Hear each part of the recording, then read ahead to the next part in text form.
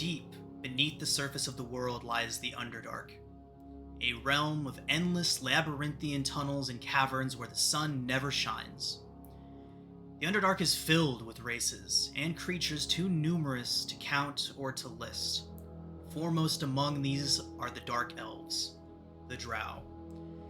Hated and feared even by their fellow dwellers in darkness, the drow raid other settlements in the Underdark as well as the surface world, taking prisoners back with them. Rendered unconscious with drow poison, then collared and shackled, these prisoners are eventually sold as slaves or as entertainment in the Dark Elves' subterranean cities. You have all had the misfortune of falling to such a fate. You are prisoners at one of the Dark Elves' outposts, awaiting transportation to Menzo Baranzan, the City of Spiders.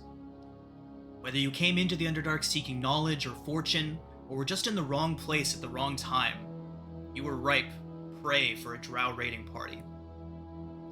You wouldn't wish this fate upon anyone, to be captured by the drow, and yet here you are, locked in a dark cave, the cold, heavy weight of metal tight around your throat and wrists.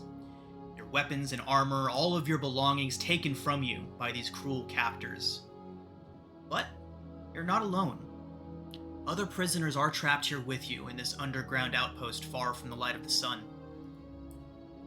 Your captors include a cruel drow priestess who calls herself Mistress Ivara of House Mizram. Over the past several days, you've met her several times, robed in silken garments and flanked by two male drow, one of whom has a mass of scars along one side of his face and neck. Mistress Ivara likes to impress her will with the scourge in hand and remind you that your life now belongs to her. Accept your fate, learn to obey, and you may just survive. Her words echo in your memory even as you plot your escape. And now, we begin.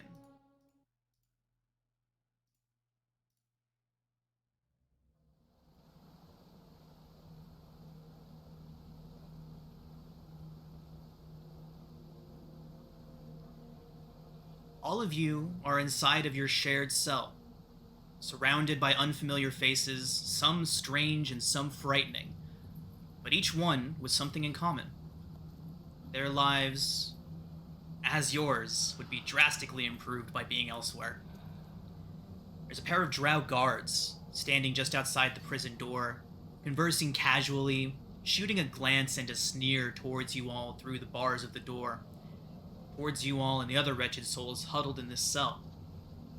The constant drone of water rushing past the elevated outpost you sit in makes the drow's words difficult to discern, but their cruel intentions are clear. So, as you all wait in this outpost, Uranus, why don't you go ahead and describe your character's appearance and what the others might know about you after the past couple days spent together. Okay. He is a drow of average height. He has light dark skin, which is just tinged a bit blue. His once neat, white-combed and plaited hair now falls in messy locks around a strong face. His eyes are vibrant emerald, which make a strong contrast from his dark skin. You can see that he once had quite nice clothes, but they're now dirty and stained and torn. And probably over the course of their imprisonment, you've probably seen him in the corner holding something in his hand, but he'd be quick to put it away if anyone tried to approach him. He comes across as quite kind-hearted, you'd think, but also a little naive. He's quick to share whatever food he does have with anyone who really needs it, and when they complete their labour, he tries to assist the others if they're injured. He just generally seems like quite a kind-hearted person. Fantastic. So, Uranus, to either side of you are another pair of captured individuals. Directly to your right, leaning against the wall and kind of inspecting his fingernails as if he was trying to make sure that they were clean for some unknown reason, is a diminutive, deep gnome, a Smurfneblin. Bald head, pointed ears, and a perpetual smirk on his face. He would have introduced himself to you a while ago, as he was here long before any of you all arrived. His name is Jim Jar. He has a propensity for gambling, and never passes up the opportunity to make a bet, as you all have very surely learned from him by now. To your other side is a young dwarven girl. Just into adulthood for dwarven years. She is relatively young for a dwarf. She does her best to keep a positive attitude, reassuring you all, even in the darkest times that you spend here, that rescue is coming, or that you will find a way to escape. This optimistic dwarven lady is named Eldath Feldrun. As we continue looking around this isolated chamber, a pair of drow guards chatting just outside the door. Bia, why don't you go ahead and describe to us what we see and what we might know about Bia from the past couple days. You'd see a young woman in simple animal skins and leather straps. She looks possibly elven in origin, but there's something definitely different about her features. She's gaunt but alert, more muscular, more pointed than you would typically see in an elf. She's dirty and very standoffish. You would probably call her cagey. She hasn't said barely anything at all, if anything at all, and acts for all the world like a caged animal, but not aggressive, but definitely not friendly either. And her eyes are piercing, definitely not elven, definitely animal in nature. Fantastic. So, Bia, looking around, you can see another pair of deep gnomes that kind of watch you. As soon as they notice you notice them, though, they immediately look away. These two are siblings, a pair of twins, Smurfneblin twins, that arrived here a couple of days ago. They were captured while out foraging, and they are a bit odd for Smurfneblin. Hairier than you would expect. Facial hair seeming to rise up even almost to their eyebrows on one of them. They are also rather cagey, wishing to keep to themselves. Even when others seem to be showing them some sort of kindness, they expect it almost to be at the end of a sword, an edge to the kindness that they aren't seeing yet. So they're very suspicious of others. And in front of you, you would see probably the strangest occupant of this place. A little mushroom, only about 2 feet tall.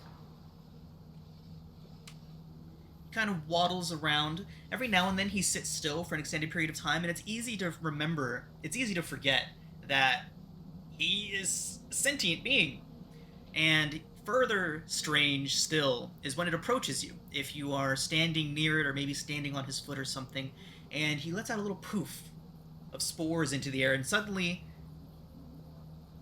you hear a strange, small little voice in your head that kindly asks you to move and tells you its name is Stool.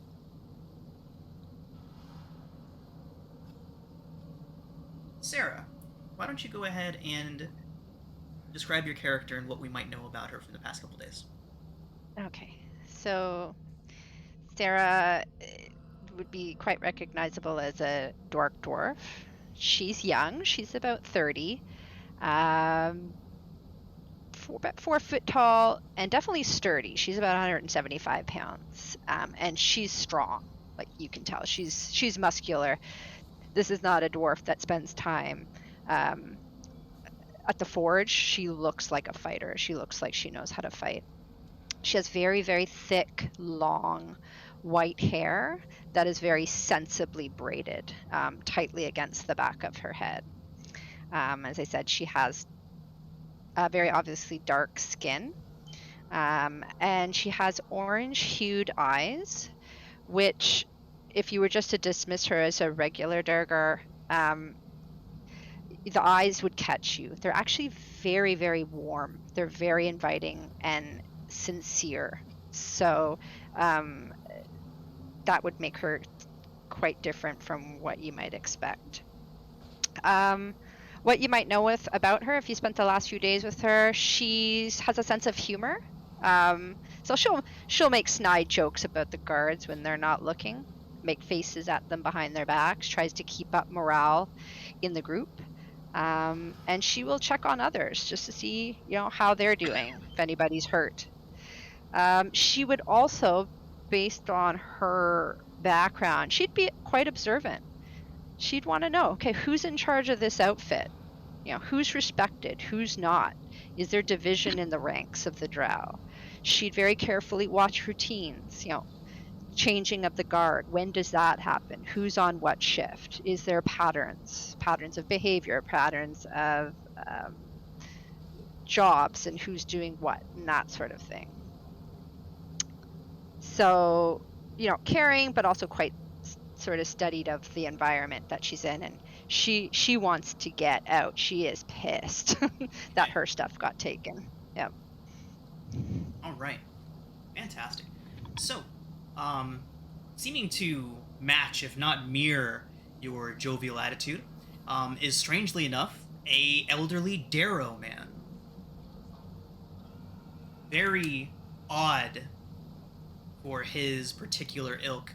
He would wander around and cheerfully talk to you all. It's almost like he doesn't realize that you all are in this prison. He'd come out and ask, "Oh, how's the weather today?"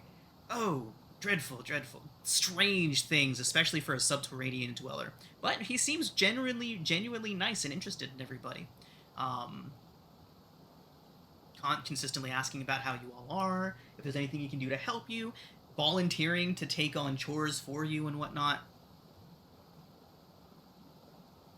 And then on the opposite side of that spectrum is Ront, where Bupido, the Darrow, is kindly and helpful. Ront is a big, dumb bully. He has been accidentally tricked into revealing how he wound up down here a couple of times. Revealing that he ran from a battle and fell into a hole while he was fleeing and tumbled until he wound up deep in the Underdark and was later captured. He takes any opportunity he can to steal food, to bully people into doing more menial labors. He is, by far and away, the rudest inhabitant of this place. Trazen, why don't you go ahead and describe your character and what we might know about you? Alright, Trazen's about 5'11". He is vaguely humanoid, like he still has humanoid features, but definitely changed in many different facets. He would have easily disclosed his name, though it was more as if he was remembering an old name, almost as if he's unsure if it's even his. He is mostly made up of living sort of roots and moss and mold and mushrooms and different things like that. He would have freely told you that he had been sort of in a waking sleep for a very long time, and he's not really sure how long. He only barely made it out of the cave before being recaptured and basically ushered back inside. He would tell you all during this time, because I'm sure someone would ask, that he had been a soldier once, and he got injured, and essentially volunteered to leave himself behind, being tucked away and kind of had like debris brushed over him, so his rest of his party could exit. But he's very vague about it. But he's also not outwardly deceptive, and he's not like coy in talking to anyone. It's just that during the journey, if basically you don't talk to him, he doesn't really talk to you very often. But he's more being observant, and it's not as if he's not engaged, he's just observing. Okay. Alright, fantastic. So, Drazen, alongside you, if Ront was the strangest and Stool was the most unique, this individual standing next to you is probably the most confusing. He is an enormous, hulking, blue fur-colored beast of a man. He is a Quagoth. More beast than man. He would normally be expected to be stomping around, tearing you all limb from limb with wild abandon on a better of days. But this individual stands tall and introduces himself to you as Prince Darren Dill, an elf nobleman who has been struck with the extreme misfortune of being cursed to live his life in the body of a Quagoth. By far the largest and most imposing member of the prisoners here, even standing a good several inches taller than Ront, the bully orc. He, despite his massive size, is rather conflict-averse. He would not like to get anything on his wonderful clothes, even though now he wears simply a sackcloth over himself. He would say that it is the finest sackcloth in the prison. Standing next to him, staring strangely at Stool, the little mushroom that's wandering around, is another drow.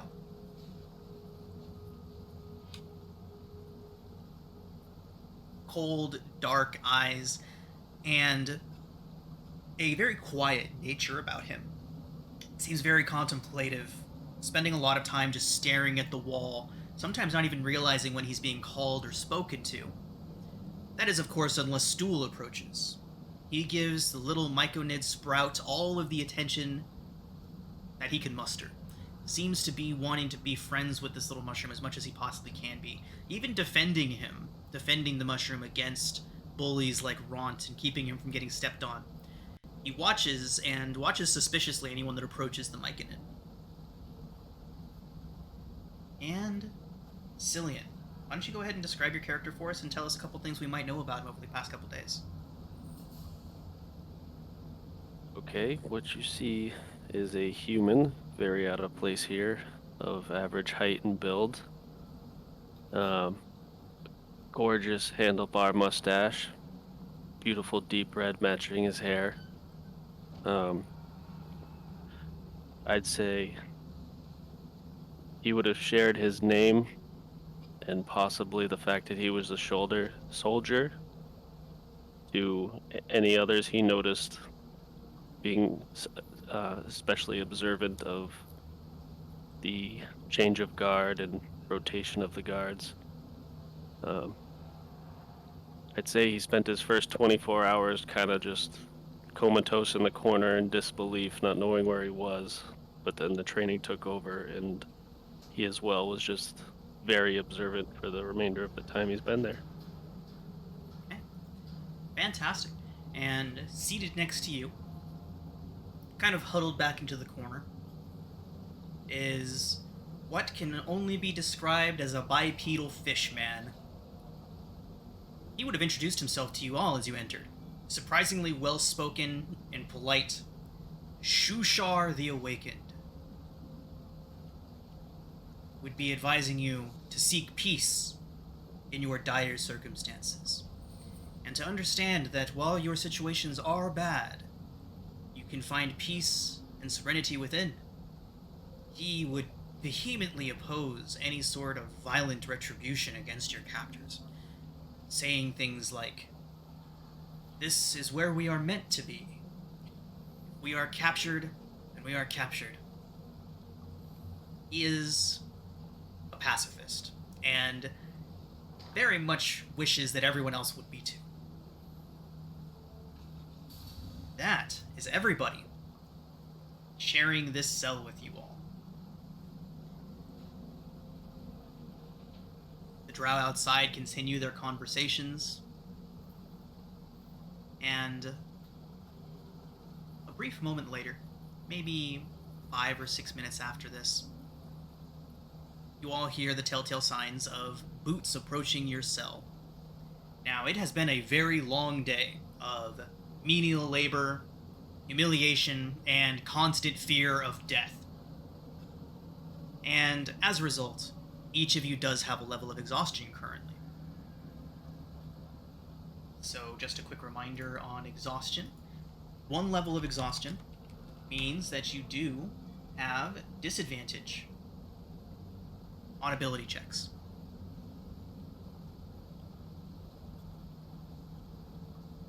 There is an exhaustion tracker you can add to your sheets to make it easier, and it tells you what it does to you. Right, and that's in the settings, right, to add it? Mm-hmm. What side is it on? Right-hand side, just above piety, hero points, track hit dice per class. The general options one, near the bottom. Got it. Bottom right. Yeah, below ammo tracking.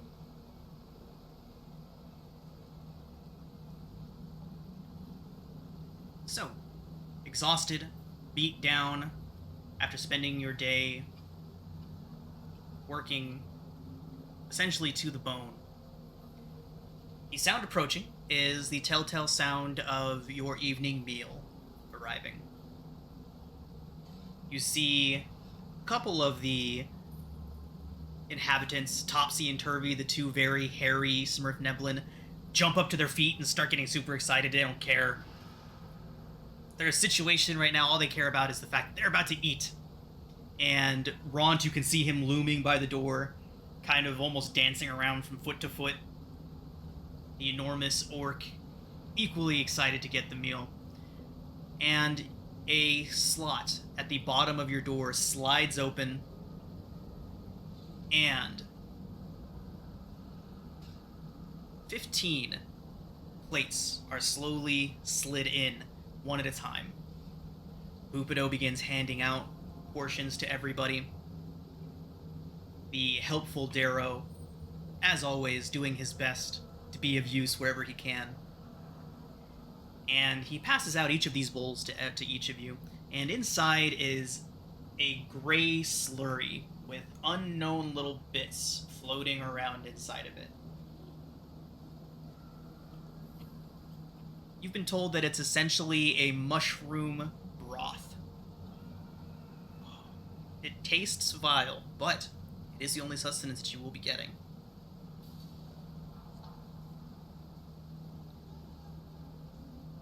Does anybody not eat this wonderful gruel?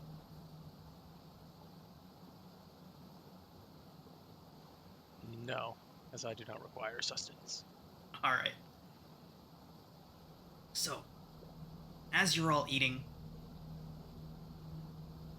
go ahead and put you all right here so you can get another view of this place. One moment, I'll drag the map over for you all. Oh. How's vision for everybody? Good. Good. Fantastic. It depends. I mean, what type of door is it? It is a solid stone and zirkwood door with a set of small viewing ports at the top, and that little latch, that little sliding latch at the bottom.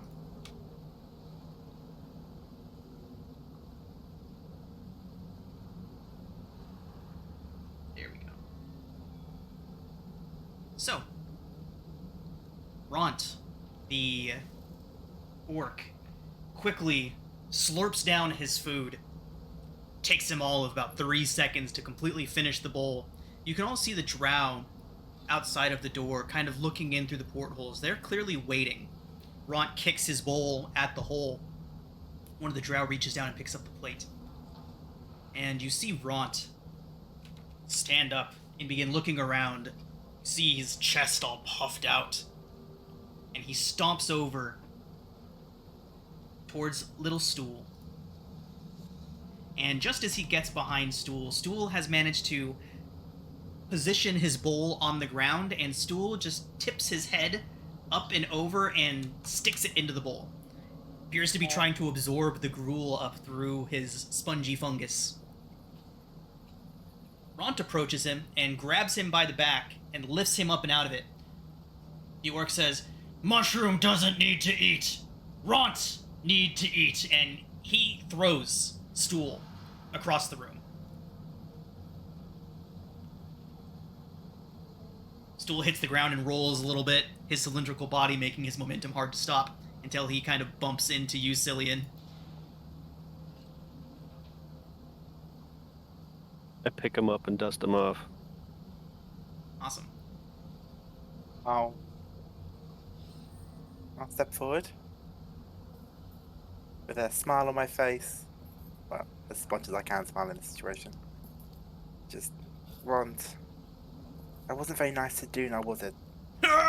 Nice! I'll show you nice! My fist nice! He holds the bowl up to his mouth and sips. That's Stool's food. Aranis, you see Sereth get up and begin creeping around behind Ront. I narrow my eyes slightly, but I don't say anything to Ront. How would you like his son to steal your food? Ront would like to see you try to steal his food. Ront would eat you! That's not very nice either. Nice. What are the rest of you doing while you're seeing this interaction playing out? Watching. Observing. Do I have any of my soup left to give the remnants to Stool? Yeah, absolutely. I do that. He would turn his little body towards you, look up, and like a little poof of spores would pop out of his head, and you would immediately hear in your mind, "Thank you, that's very kind of you." He then sticks his face in the soup.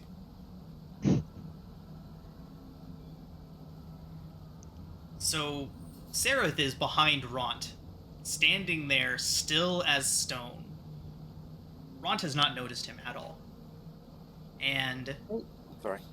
Ront would look towards you, Aranis, and say, "There, you see? Mushroom eats anyways."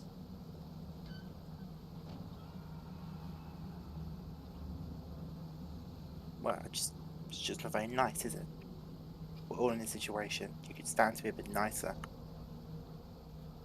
Aranis, as you say that, Sereth kicks out from behind Ront and kicks him squarely in the back of the knee. Ront drops down to one knee and then turns around just in time to catch a fist in the face from Sereth. See? This is what happens to bullies. Ront begins to collect himself and stand to his feet, and then you all hear rapping on the door, and you see two crossbow heads kind of stick in past the bars set high in the door. Sereth kind of takes a step back. As will I. Ront kind of looks around like he's still ready for a fight. He's like, "You're all scared! Scared elves! Scared elves!" Oh, and then you see him turn and notice the crossbows. Ront wasn't... Observant elves. Was that? Observant elves. Ront goes back to his corner. Sits down.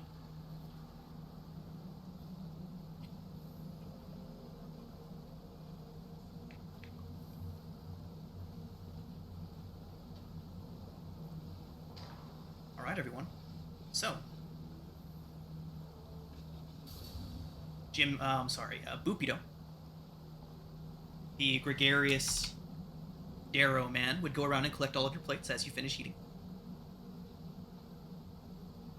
taking them back up to the front of the door and sliding them under, and thank you all for the wonderful meal. Wonderful as always. Thank you, and sliding the plates under the door to the drow on the other side.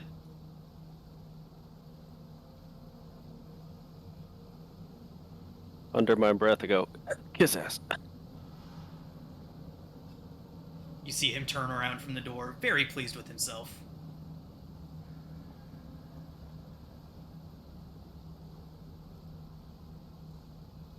Alright, everybody. What follows is the unfortunate monotony of a night spent in Velkynvelve, as you've heard this place called on multiple occasions. Now, a couple of you have mentioned that you are being notably observant of your surroundings. After having spent a couple of days here, let's have Cillian and Sarah make perception checks at advantage. The rest of you can make regular perception checks. At disadvantage? No, just standard checks. Sarah and Cillian have advantage. Are we not exhausted anymore? Oh, right. Thank you for reminding me. So straight rolls for Cillian and Sarah, disadvantage for everybody else. Thanks, Plax. Indeed, thank you, Plax. That's what I'm here for. Would have been good too.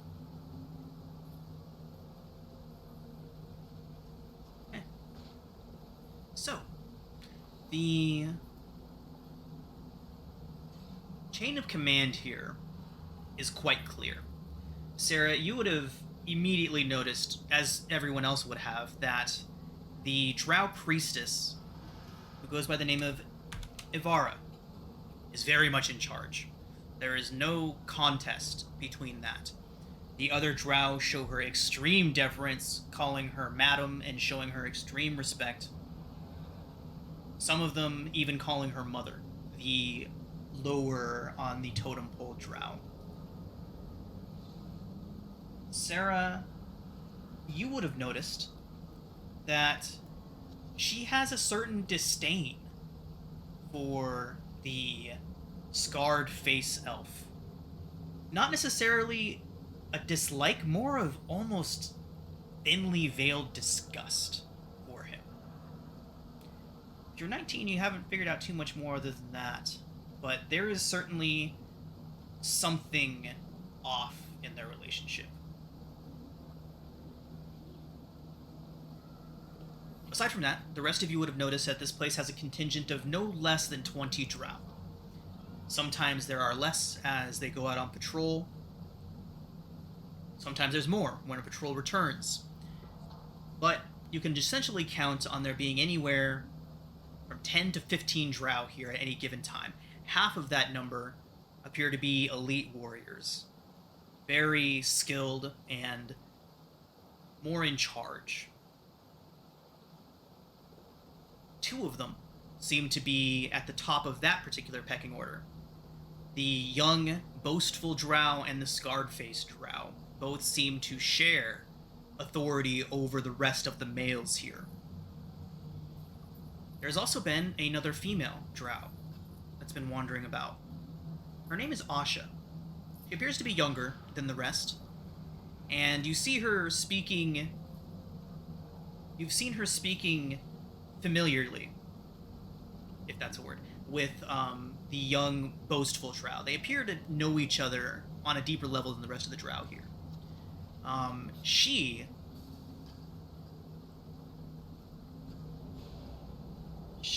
would be kind of looking at Ilvara in a almost admiration, in an almost admiring way. She may even look up to Ilvara.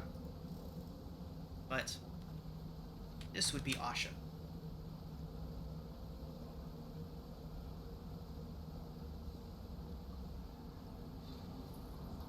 Over the course of these past few days that you've spent in here, the repeated tedium seems to be wake up, presumably in the morning. It's impossible to tell all the way down here. Be selected randomly for various chores throughout the place, ranging from filling water barrels from the waterfall that cascades nearby, to emptying chamber pots, to moving rocks from one end of the complex to the other for no apparent reason.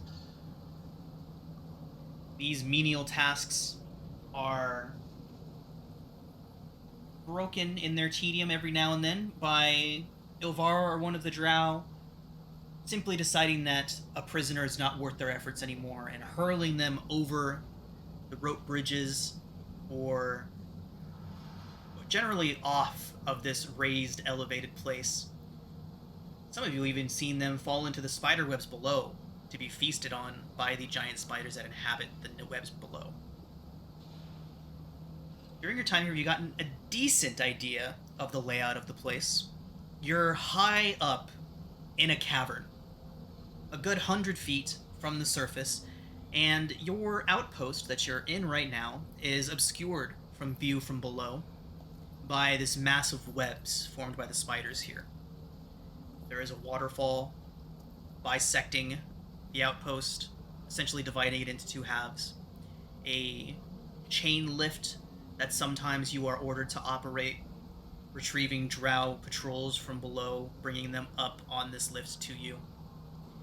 And those of you that have had the misfortune of having to empty chamber pots have been ordered to do so over the side and into a dark pool of water at the bottom of this chasm, of this cavern, that seems to have some strange mass moving around inside of it.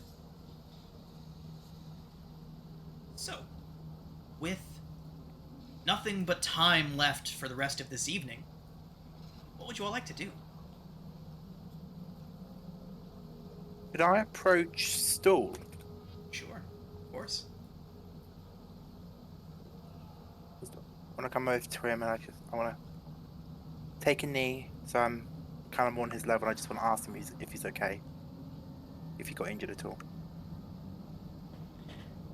So, who has the highest passive perception in the party? I have 15. I have 15. 15? Okay. So, Aranis, as you approach Stool, who is still sitting in front of Cillian, Trazen and Aranis, you would notice Sereth, the other drow, kind of shift uncomfortably into his seated position. He doesn't get up, though.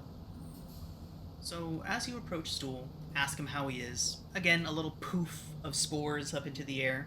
And it's not really words as much as the ideas are conveyed to you. But he says, "Oh, I'm fine. Thank you for standing up for me. Ron's just a bully. He's kinda right. I don't need to eat too often, but it is nice to do sometimes." Oh, nevertheless, it was your food. You were definitely entitled to it. Yeah. I'm sorry you didn't get more of it.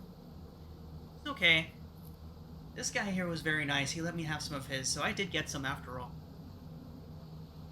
I'm no healer by any means, but I know a few things. If you're injured at all from where he pushed you.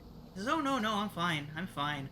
Sereth kind of gave him a lot more than he gave me." He did, didn't he? Maybe he wants to be your friend. I think he does, but he's, weirdly, quiet around me. He knows that he's supposed to protect me for some reason, but he or me or no one else really knows why. It's weird. It's weird. I don't know. Maybe he's quite the silent type. Maybe he likes that in you too. As you say that, Aranis, if you were to look over to Sereth, he would just be staring at you. See, he's staring at you now. Maybe he likes you. He says, "Yeah, he wants to be my friend. He just doesn't really say much." You tried talking to him? He says, "Yeah, I can talk to him now. He says to watch out for you." Me? Yeah, he says you might try to hurt me. You wouldn't try to hurt me, would you? You're not mean like Ron. No, I always try to be nice to people. That's good. I'll tell Sarah. You can talk to him from all the way over here. Mhm. How can you do that? I mean, I've never really encountered anyone like you before. I'm sorry. But you're a drow. Don't you live down here? No, I'm weird even by drow standards. Oh, I grew up above the ground. above the ground? That's a thing? Yeah, I mean, it must be hard to imagine. But like, if you just keep going up, there's no ceiling. There's no roof, it's just openness. Like, imagine the biggest chasm you could, where you can't even see the top because of the darkness, but instead of darkness, it's light. Uranus, you are overcome by wonder as Stool shares his emotion with the idea with you. Is that you? He responds in the affirmative. That's amazing. So, while Guess- Uranus... Go ahead. No, that's a fine place to stop. Okay, so as Uranus and Stool are having this conversation, what are the rest of you doing? Ront's kind of just sitting over in his corner. Every now and then he just punches the ground for some reason and laughs. If I creep up to the door to this cell, can I put an ear against it and kind of get an idea what the guards are doing? Absolutely. First off, go ahead and make a stealth check. Fantastic. So as you approach the door, Bia, you can see that there are two drow standing on the opposite side of it. Their backs are to the pen at the moment, and they kind of look down at the spider webs below, kind of just looking out over the pool and stuff. If I get the impression that they're not paying attention, I'd like to creep to the center of the chamber, and then I would like to run at the door full speed and try to double barrel kick it. All right. Fantastic. Go ahead and make an athletics check. That is with disadvantage, but yay. So you rush the door, and with all of your strength, you launch yourself into the air and kick that door with a tremendous amount of force. It makes a loud thud, and it's like you hit a brick wall, Bia. The two guards on the other side both jump and yelp. I'd like to try to hide again. One of them was standing just a little too close to the edge of that.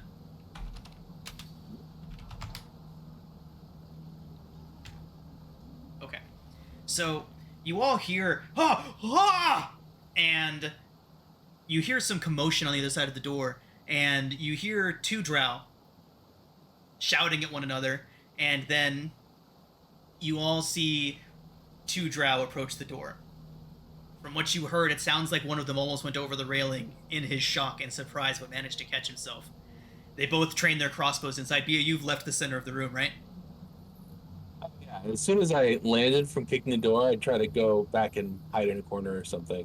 Okay, so given the amount of time it took them to right themselves and to save the one guy from going over, you have plenty of time to hide. But they approach the door, and they both stick their faces up, stick their crossbows in, and like, "Who did it?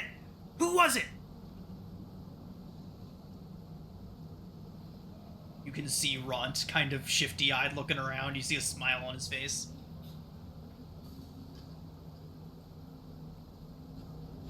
The drow continue demanding to know who kicked the door.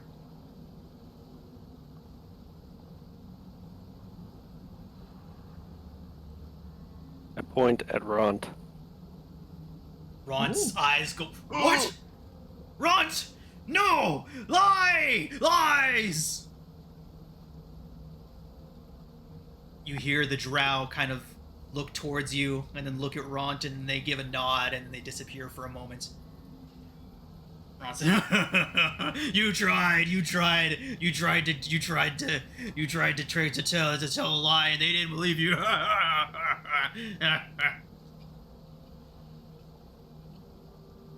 Just wait. You wait. They would have been mad at you, but they didn't believe you. They probably think it's you. My bet is they're going to get some of their buddies and they're about to come in and mess you up. And you haven't made too many friends there, Ront. Friends? Ront doesn't need friends. Ront has muscles. Flexes a bit. I bet my next bowl of broth that you don't win when they come in here. Boopido appears Jim Jar seemingly appears out of nowhere, the bald-headed Smurf Neblin. He says, your next ration, you say? I'll take that bet. What are we betting on? Ront is still kind of laughing to himself over in the corner. What are we betting on? A maiming? A murder? A stern talking to? I'd say borderline a maiming. My guess is they're about to come in here in force. You're probably right. Our dumb friend over there doesn't seem to really understand the situation that he's in. Friends are much needed here. I will wager that they are going to kill him, to set an example to the rest of us. Maiming a slave does nobody any good, but murdering one... It's been several days since they've killed anyone. Do we have a deal? Well, we could make this bet and just end up one pair of hands short. Or when they come in here, we could actually work together. Instead of one versus however many, there's what? A dozen of us in here almost? So, I say we spring the advantage. Little experience with the drow you have, I'm sure. Mistress Silvara could kill us all with a thought if she so chose.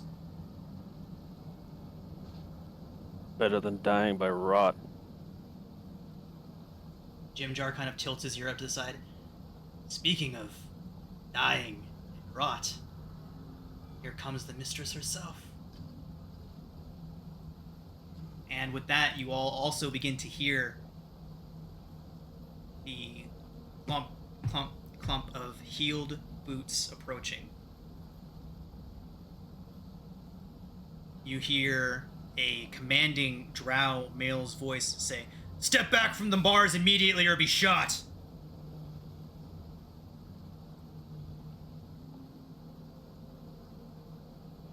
Do you all comply? Trazen is in the back wall. Doesn't have to move. He's good to go. I haven't stopped. I'm just still back in the corner. Haven't stopped watching the door this whole time. I step back to the wall. Standing at the wall, just staring at Ront with the "what are you gonna do" look. Ront's kind of looking around back and forth. He's like, they're not gonna kill me, are they? And so they open the door, and standing outside, just outside of the door, are the scarred-faced drow, the young, pompous-looking drow, two drow soldiers, and anyone with the right angle could see past them towards the rope bridge leading towards the guard post that there are 3 more elite warriors watching from there with crossbows trained on the site. In the middle of the 2 male drow is Mistress Ivara.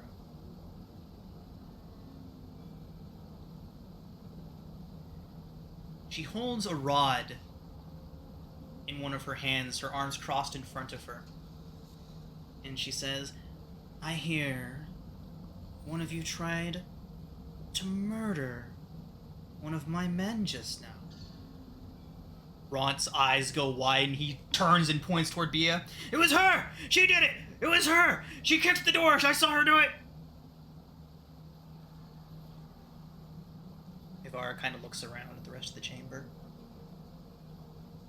Now, Ront. I believe you. I do. But, you see, sometimes examples must be made. And Ron says, yeah, an example. Get her right over there. She's the one who did it. Set an example of her. Get her. And Elvara steps in.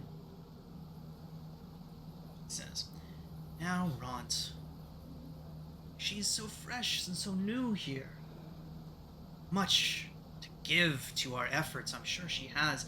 And those eyes. A wonderful price she'll catch in any market in Menzoberranzan. But you, Ront, I'm afraid I have very little use for you. Jorlin. And with that, Jorlin comes around the side of Elvara and takes a crossbow shot, a small hand crossbow. It strikes Ront squarely in the chest, and he drops to his knees. I didn't do it! And he falls over. He's like, he's still trying to point at Bia as two of the other drow come in and grab him by the ankles and begin dragging him out. Elvara says, as the drow drag Ront's moaning body past her, he says, I believe that we could have a very mutual relationship here, everyone. If you simply do as you're told and allow us to take you to Menzoberranzan, life could be not miserable for you. Happiness is overrated. Being alive, as you soon shall see, is its own reward. There are countless ways to die in the Underdark,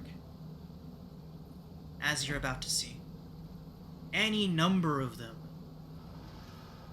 pale in comparison to what I will do to you should you try to escape, should you try to injure any of my men, as Ront here, she says while looking right at you, Bia, has attempted to do.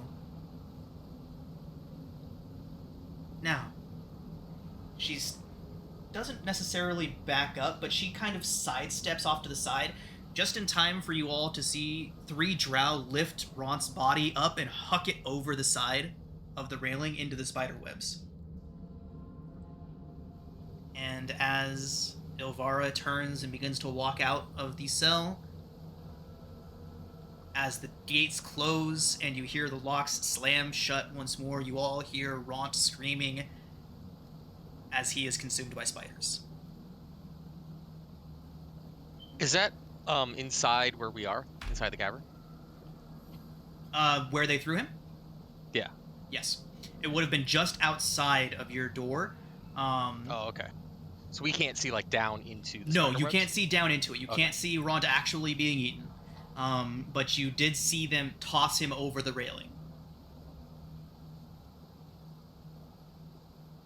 Elvara turns, and without looking into the bars, says, Sweet dreams, everyone.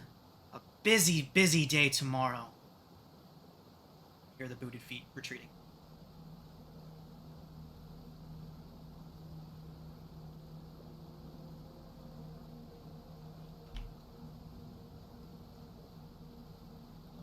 I sigh and just say, what of waste. He could have been useful, but at least we have one less bully in here.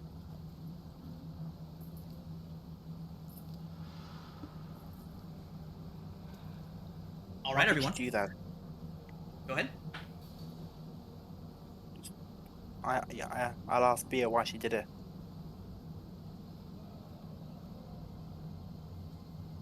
Tried to get out. What, you thought you'd just kick it down? A solid wood door. You lie. I lie.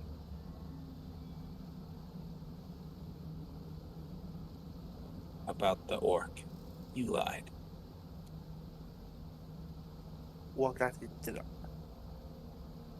When I didn't tell her.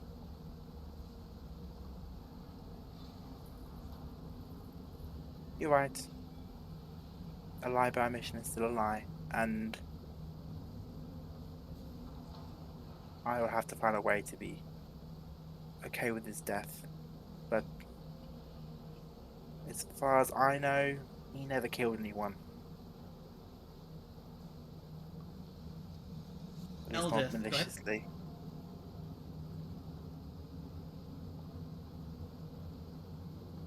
Look, if we're going to get out of here, we need to be a little bit smarter. More than trying to kick a door down. Yeah, that's just not going to work. Topsy and Turvy would kind of get up and walk over towards Bia and say, "Don't worry, we understand the impulse. It's hard to control those kind of urges sometimes, but to be honest with you..." Turvy leans in and finishes Topsy's sentence. "To be honest with you, I think she was just looking for someone to huck over into the spiders today. Better Ront than any of us, right?" I'll move away from them. Okay. They both kind of back into their corner. And Trees, are you guys all in a group? here, let's go ahead and move you all back here so you can see where you are.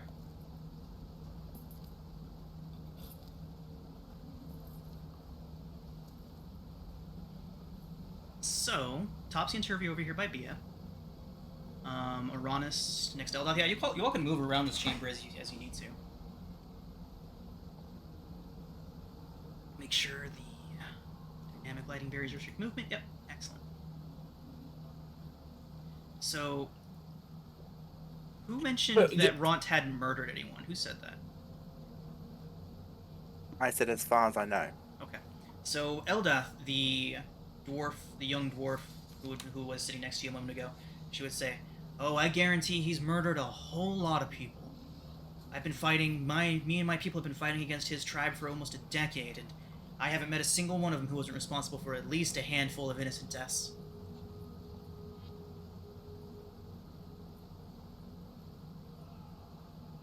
Doesn't make it okay. So, yeah, I suppose you're right, but if she was gonna take anyone, I gotta admit, I'm glad it was Ront.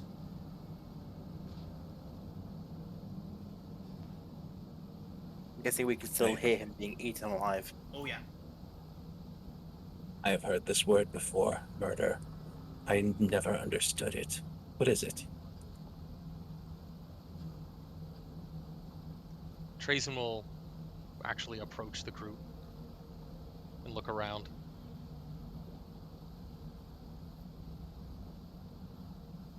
The balance in this place doesn't seem quite right.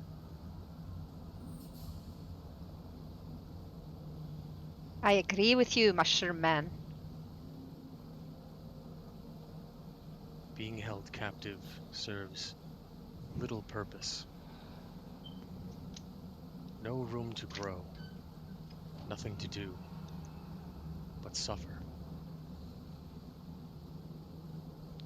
We need to get out as soon as possible. The question is, how? Just as a point of order, I imagine that we would have done this multiple times by now, but kind of just combing through the chamber, there's no tools, errant bits of wood, anything like that.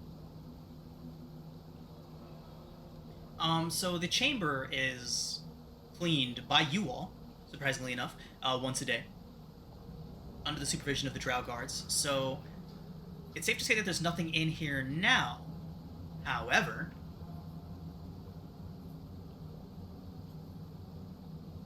let's go ahead and roll a d20, each of you.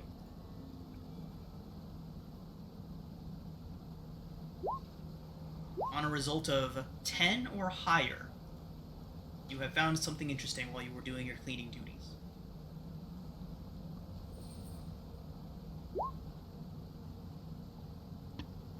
Trazen, go ahead and roll a d...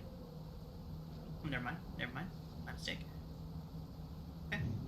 Trazen, you would have found a small tarantula that has become rather attached to you and keeps trying to crawl into little crevices in your armor and seek shelter. I'll accept this tarantula as my own.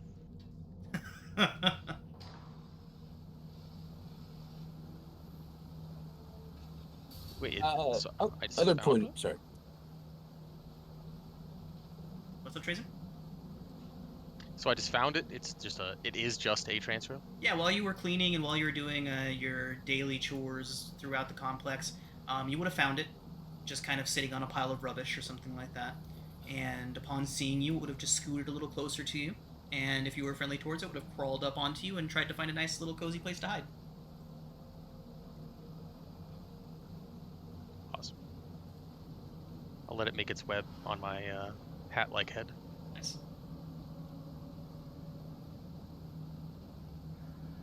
The arrow slits that the guards are using, like, how tall are those? So, the door itself is about 8 feet tall. The arrow slits are set at 5 feet. There are 3 of them in a row, each of them 1 foot by 1 foot, and barred.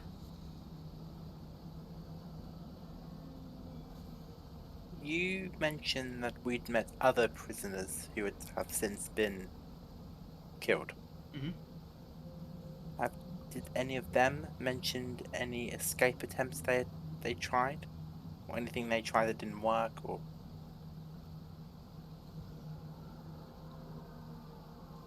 Go ahead and roll a d100 for me, Uranus. Oh.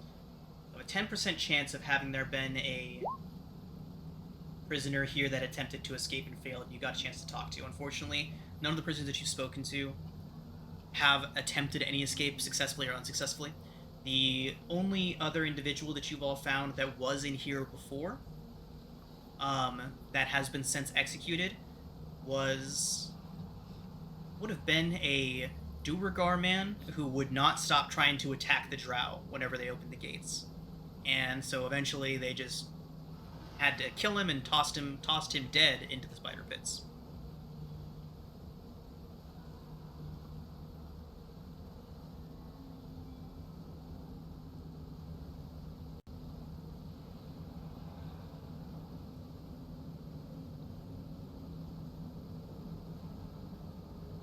So after this whole experience, Prince Darren Dill, the Quagoth who is an elf prince, would walk into the middle of the room.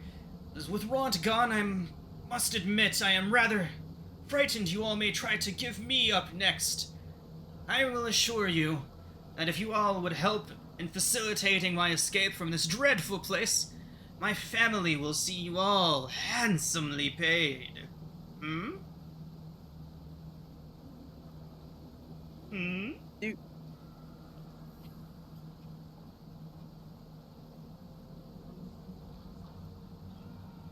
I mean, I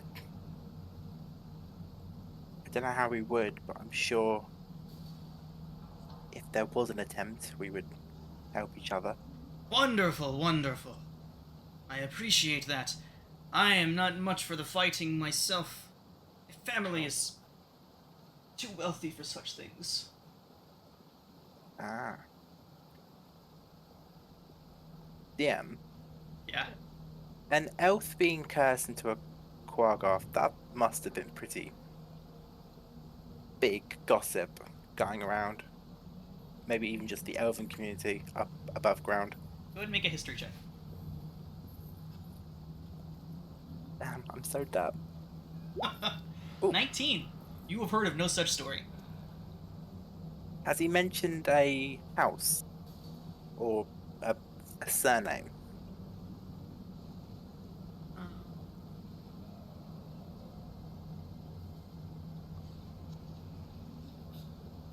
He has not. Oh, I'm sorry, he has. He's claimed to be Prince Darendil of the kingdom of Nelrindinave in the High Forest. Have I heard of such a kingdom? That, with your 19 history, is a negative. What? Sorry. What kind of negative? As in, I just haven't heard of you it? have Or not I'm pretty heard sure of- there's no... you have not heard of that name before, and with your 19, it's safe to assume that you likely would have.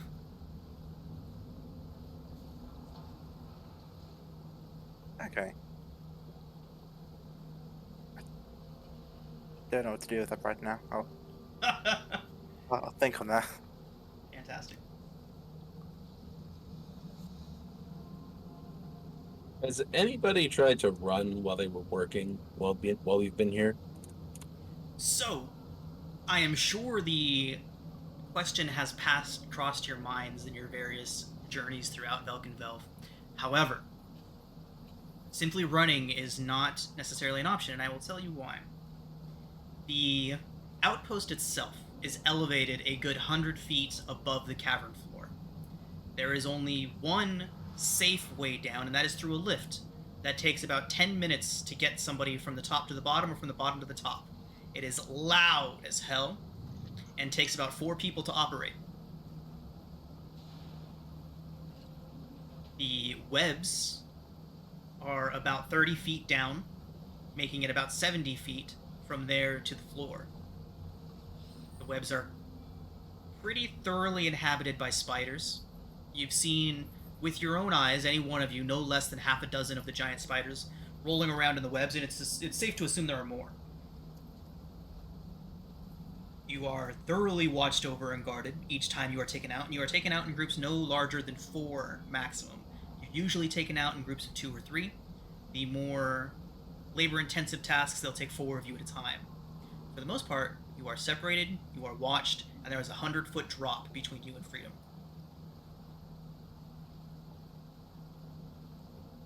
Have I noticed how they control the spiders? If they control them at all? So, Aranis, even though you didn't grow up down here, you would still have a general cursory knowledge of the drow, is that correct? Yeah, it was a community of others who had come from below, so they... Fantastic. So you would have learned something, the basics at least, of drow society.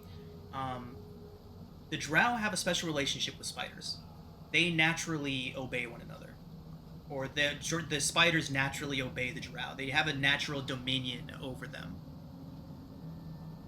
Which, Trazen, may strike you as odd, as the one that you found is quite friendly towards you. But it's a simple tarantula and not a giant monstrosity. It is just a little tarantula, yeah, just a little guy. Pretty sure he would know instinctively the difference between a beast who follows like basic instincts and a monstrosity.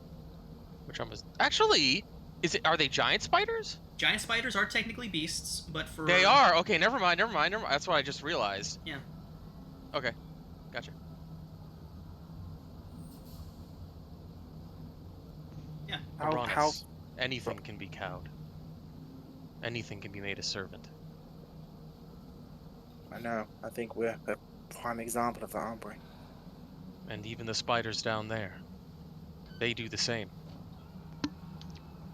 Like pets.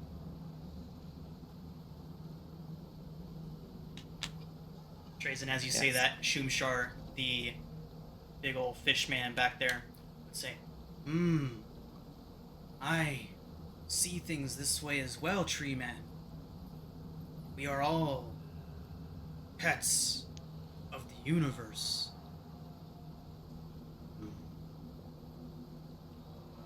No, we do not have to follow another's path. We are given many paths, and it is up to us to buck against those paths and create our own. If we Most do want to. not, and most will not. But if we wish to get out of here, I feel that we must. I see. So, perhaps it is not destiny that sees us here, but simply a stepping stone along our way to destiny, Yes and no. As you have already seen, someone's destiny can lead them to become compost, food, joining the cycle once again. We may not find ourselves a part of that cycle, the depraved nature of which is clear. There may be something more for us, but we have to choose. And that choice Yes. will bring us to our true paths. Yes, more. Indeed. I must take my enlightened path and present it to the rest of my people, that they may also tread along the past gentle existence and peace. I will think on what you have said, Tree. Thank you.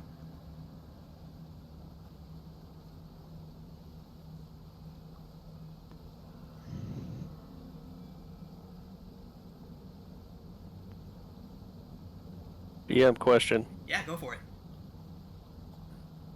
With Mistress, what was her name? Ilvara. Ilvara. She did kind of make a reference to taking us to market. Has she done that multiple times? And if so, do we have a general idea of, even roughly, of when and if they're planning to move us all en masse to be sold off? Make a perception check. This would be to see what you might have overheard or seen while you were out doing your chores in the past couple days.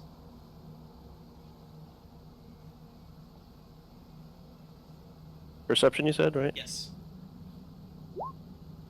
Okay. With a 13, you've heard a few drow guards speaking in passing about the caravan that's on its way.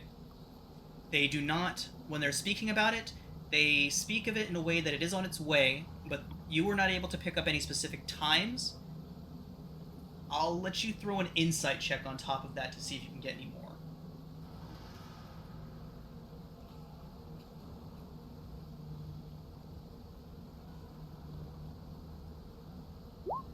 Okay.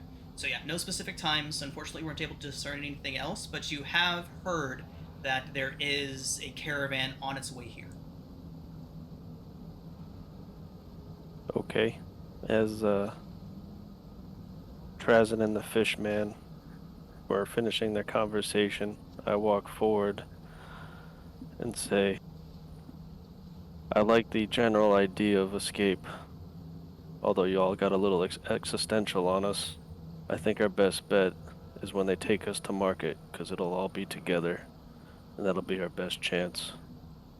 You seem not well armed, however. I can tell that being unequipped is not to your nature. Yeah, that goes for everyone in this room as well. Does it?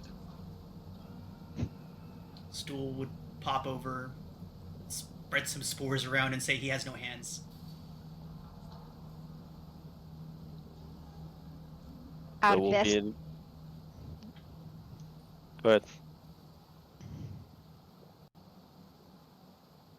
Sarah? Our best way out is to get our equipment back. I agree, though, maybe getting on the way to market and somehow getting our gear may be the only way to escape.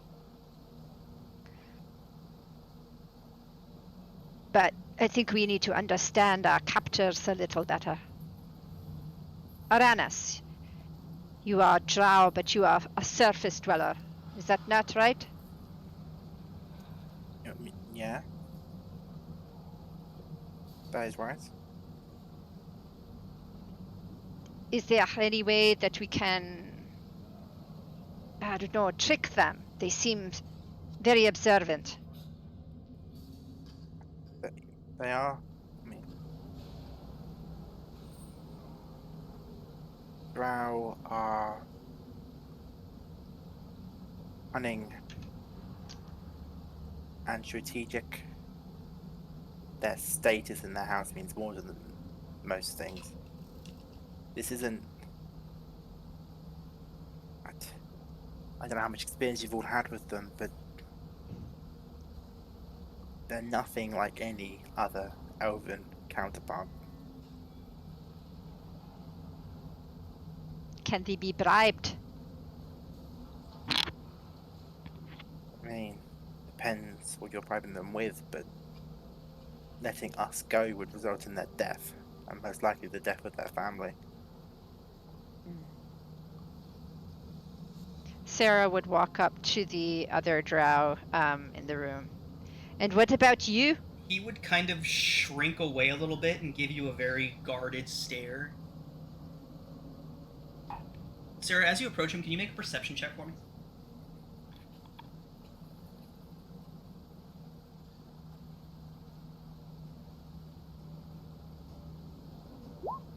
Okay. So, he kind of shrinks away from you a little bit and gives you a very guarded stare. What do you want, dwarf? Where are you from? From Benzo Baranzan. What did you do to get yourself with us in here? They tell me I murdered a man. I don't remember doing it, though. Could I insight that?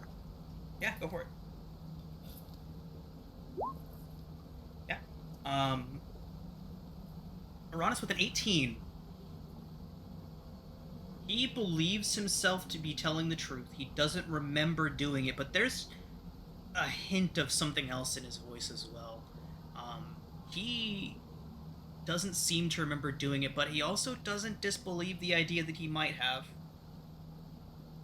And who did you kill? A drow? He nods. Doesn't say anything.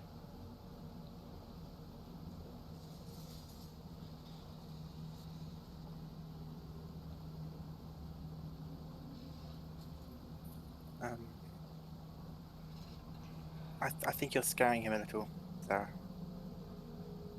I'm not scaring, I'm just asking questions. If we're going to get out alive, we've got to work together. I just mean he's kind of, backing away from you, carrying away from you a bit. Maybe a softer touch. Well, I do have presents if you haven't noticed. And she flexes her arm a little. Yes. Sarah cowers back a little bit more. Your muscles are quite wonderful. Thank you. But maybe So- a soft touch would be more useful in this situation. Well, look, if he knows a way out or a way to get an advantage, I'd like to know.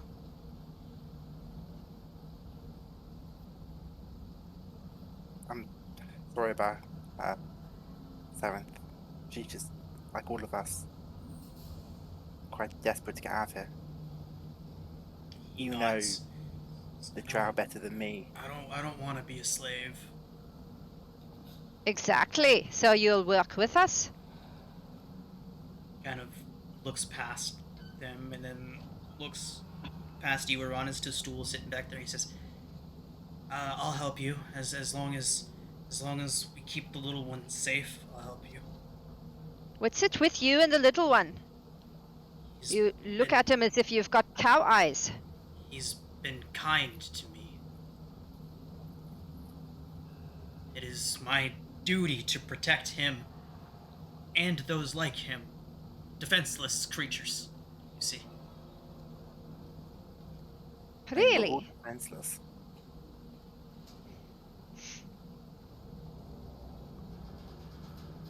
I can sympathize with that. I just fed an orc to the spiders. You did indeed. We Sarah all watched that. would look over to him and said, a cunning move. Jimjar is correct in saying that they would have killed one of us sooner rather than later. Ront was dangerous. Brute force is good, but when unrefined, it's a liability. As you say that, Prince Darren over in the corner is just like brushing off a little piece of dust from his sackcloth.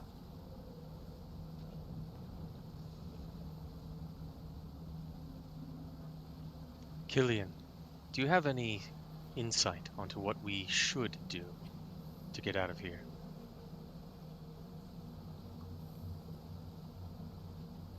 silly. No. Yeah. Not particularly.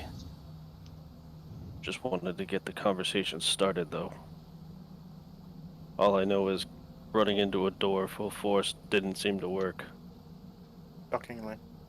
Two different catalysts for the same problem.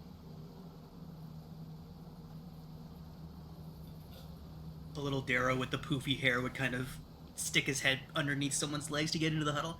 Hey guys, what are we talking about? What's going on? Well, we're trying to figure a way out. Yeah, I thought this... I didn't really like it here that much either. I tried to ask them if we could just go, but they laughed and told me no. Very rude. No, I don't think they have our best interests at heart.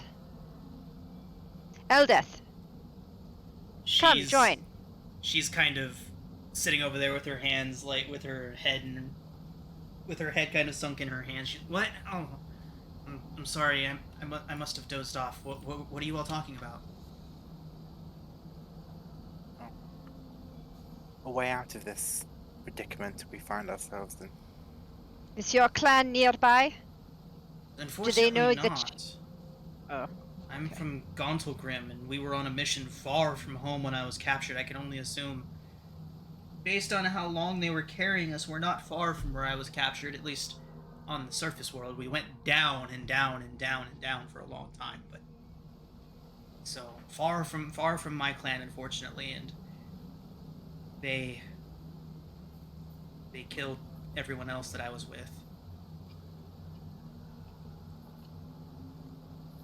And how So did you survive?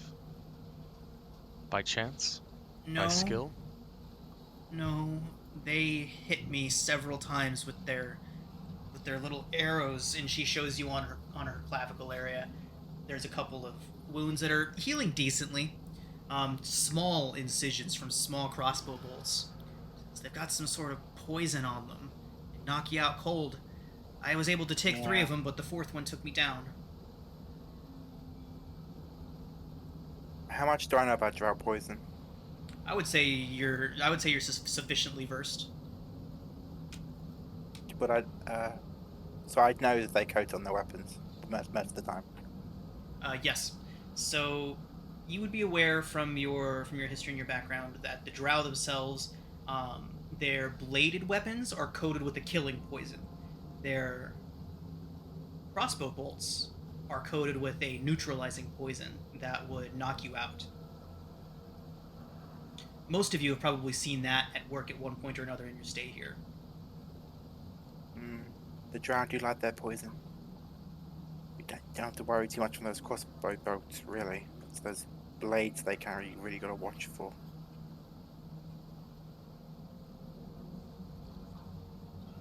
Stool, I don't suppose you could fit through the bars. Says, he lets out a poof of those spores again.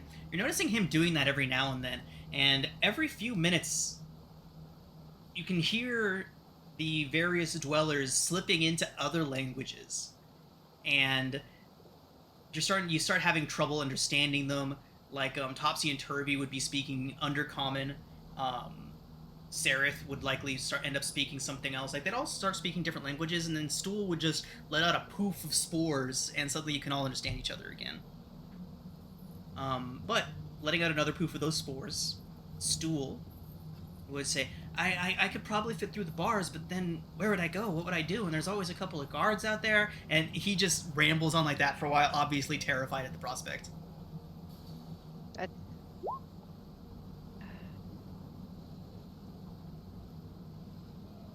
Guess you don't have any hands. Get your hands on a set of keys. He kind of just steps from foot to foot for a second, emphasizing the fact that he in fact has no hands. So what do you do when you want to pick something up? He looks around towards a rock and flops face first down onto it, and then rights himself, and you can see it's like embedded in his squishy fungus. Well, there you go. What if... I'm just throwing ideas out there. The rock falls off. Oh dear God. Never mind. But what if we shove you through the door, bars? Sereth I immediately don't- stands up. Now, hear Yeah. me out. Hear me out. Just an idea. Like, we shove you the little mushroom through the bars, then you poofy or whatever that weird dust you have, and maybe distract one of the guards and get the keys shoved in your face, and Sarah kind of trails off, realizing her idea probably won't work. Not to be so negative, Sarah. How about we say that's like Plan Z? And what would that be? We shove you through the bars then. I mean, let's Ours go Plan A. first. Make elves come in. Yes. Oh, who's? We cannot hope to defeat their number. No. Oh, Such planning is irrelevant. We must find a way to get armed. They have an armory, a place where they keep weapons confiscated, and that is what we must do. exactly. They have my shield and they have my sword and my armor, and I want it back. I don't know if they'd keep our belongings, but they would. I would imagine they have somewhere they store their own equipment. Which takes us back to the door. We need some sort of subterfuge or distraction. Any of you got any magic? She looks around the room. Innate something that could help us.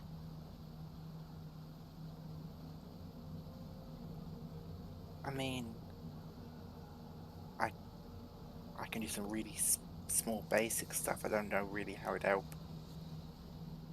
The supplies were taken. We cannot outwardly cast much more than simple assistance. What about you, Jim Jar, back there in the wall? Oh, yes, sorry, I was simply thinking about how much I was going to enjoy Uranus's soup tomorrow. Something I can help you with. You seem like the crafty type. Suppose that could be accurate. Anyway, you could get the door open. So I could get the door open. That wouldn't be a problem at all. Problem, of course, would arise when we needed to get past the dozen heavily armed and well-trained drow just outside the door.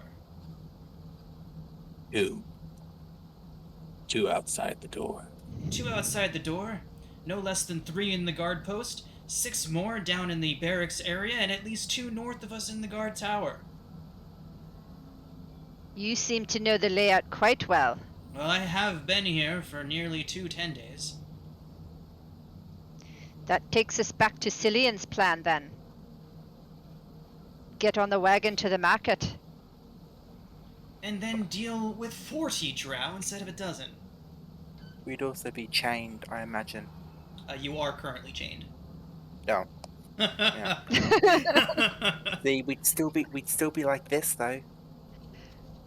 Okay, I'm running out of ideas now. Stool, what do you think? You see him kind of like lean over himself, like a facial expression of like deep thought, but with the whole body. He kind of scrunches up a little bit.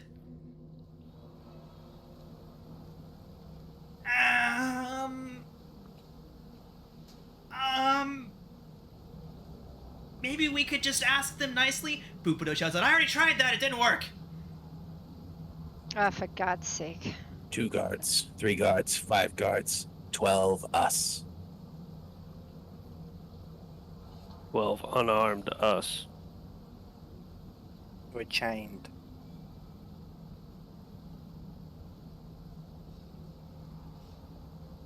I mean, how much can we move if we're chained? Like, is the chain? Long enough to get through the whole room. It's probably like a centralized chain post. You are chained to yourselves, essentially. You have manacles attached. Oh! Okay. Yes, you have manacles attached at your neck, your hands, and your feet, all bound together with a long chain. Your movement speed is halved, and you have disadvantage on any ability checks that you would need to take that involve strength or acrobatics. Well, Jim Jar, if you said you could open the door, Could you undo the manacles? I suppose I could, but to what end? Well, we unchain the manacles, draw 2 guards in it, and we'll take them down. And then?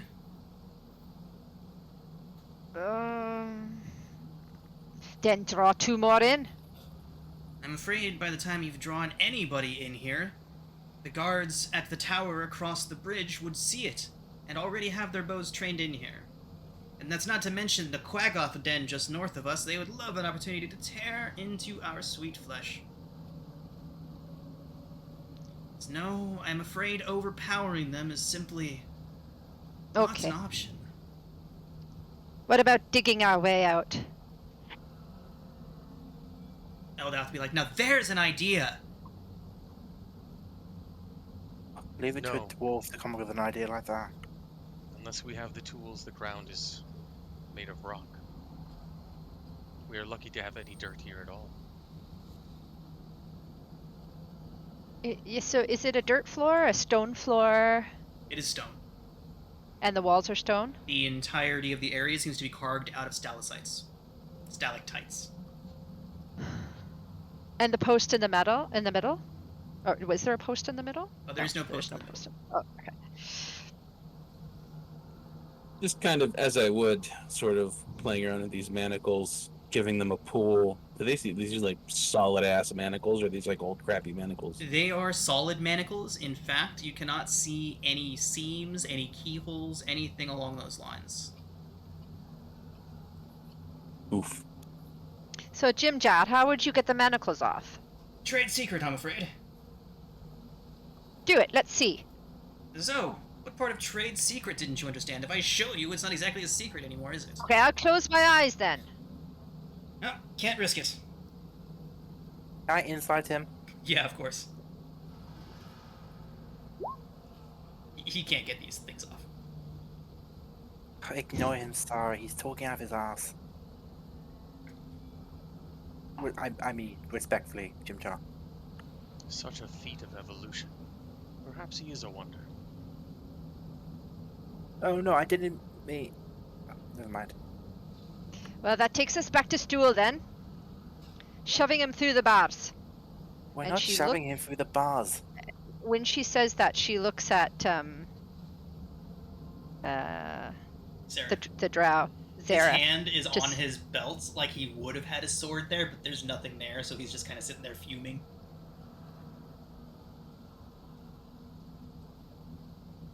Can I backtrack for a second, Yeah, GM? of course. Yeah. The twins, when they were talking, I understand Undercommon. Could I hear them and understand what they were talking about? Yeah. A lot of what they're talking about is Topsy asking if he can go talk to people, and Turby telling him that they can't trust anybody. That's what most of their conversation revolves around. Okay. Figured I'd ask. I didn't want to cut anyone off. So Topsy wants to be friendly.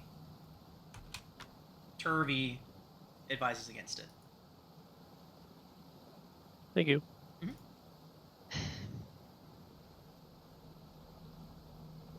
Have we seen any armories or where they take like people's basic goods once they like armaments?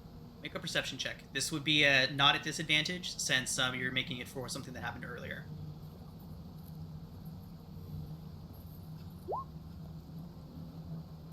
Ooh. Okay. Tell me where your secrets are right now. I demand it. So, Trazen, the guard tower directly across from you all.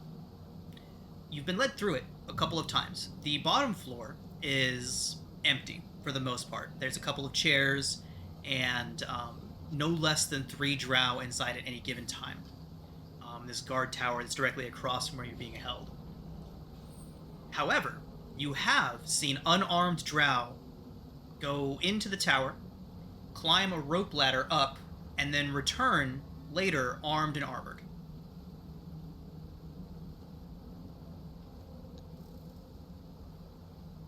So the plan might be to get rid of these restraints, go over to the tower, rearm. If there are only a dozen or 2, This will take time, planning, distraction. And we likely only have another 10 day at best. Maybe less.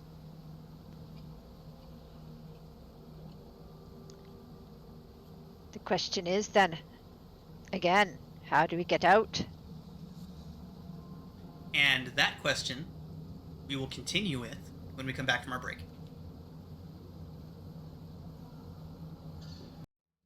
Welcome back. We're still in a jail cell. What would you all like to do? At what point in our work day is it? It is night. You all have finished your work for the day, and it is now nighttime. You all have a level of exhaustion, which you will need to sleep off should you wish to shed it from yourselves. We noticed that with the time that we're done and that we come to sleep, is there any like change in the drow, in the amount of drow and the activity of the drow? So, in your time here, you've seen the number of drow that are here fluctuate between 10 and 20. At any given time, there's between 10 and 20 of them here. You're unsure how many are here currently, since they do tend to send their patrols out and bring them back while you're still in here. So the only real idea that you get of how many drow exactly are in the outpost is when you're out doing your chores.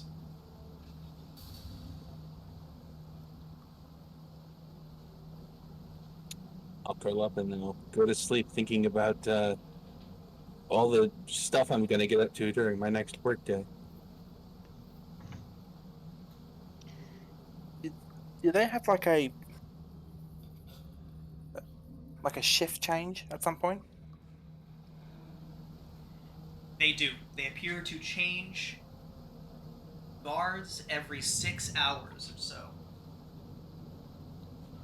Like, how coordinated is this? Is it like the new guys relieve the old ones, or do the old ones leave and It the new ones turn is up? extremely organized, unfortunately Yeah. for you all. Yeah. They show up, they speak to one another like clockwork for about 2 to 3 minutes, exchanging things that may have happened, even the most minute details of things that have transpired during the day. They exchange the events that they've witnessed, and then 2 leave and 2 stay. Do they ever remove? Do we have to do our labor, our chores in the manacles? Unfortunately, yes. To the point that you're all beginning to get a little bit of like sores and welts around where the manacles are. Have we ever seen the manacles removed? During your time here so far, I think it's safe to say no. Okay, and did we see when they were put on? Yes, unless you were unconscious, which some of you might have been, but a few of you would have been able to see them go on. Either Ilvara or Asha themselves attached them to you. And Those was are the there? 2 priestesses. Are they mechanical, or is there magic involved? They were put onto you, and there's no seams, there is no keyholes, leading you to believe that they are magical in nature. Yeah. Well, I think we're all in agreement. We must escape or die trying. How about we all get a little rest, and then when we're out on work duty, start looking for ways to break the manacles. Look for tools, wayware tools, that kind of thing. Very well, Sora. That is a great idea. Sarah. Oh no. The name is Sarah. My apologies. It's okay. I walk over to Stool, and I'll ask him if he'll pay me back for my soup by being my pillow tonight. He looks up at you and he says, "Sure." And yeah. I'm going to sleep. awake to you being As soon as your absorbed by the head mushroom. hits him, he oozes with like this slimy fungus.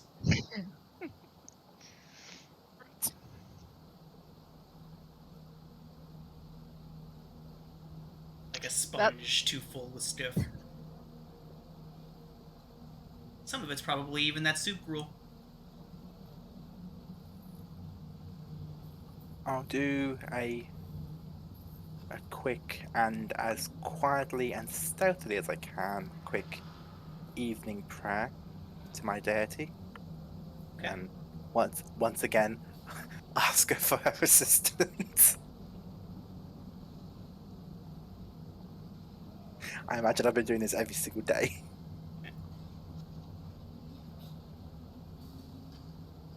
Alright. Okay, everyone. So, with that, evening passes. At least what you would assume to be the evening passes.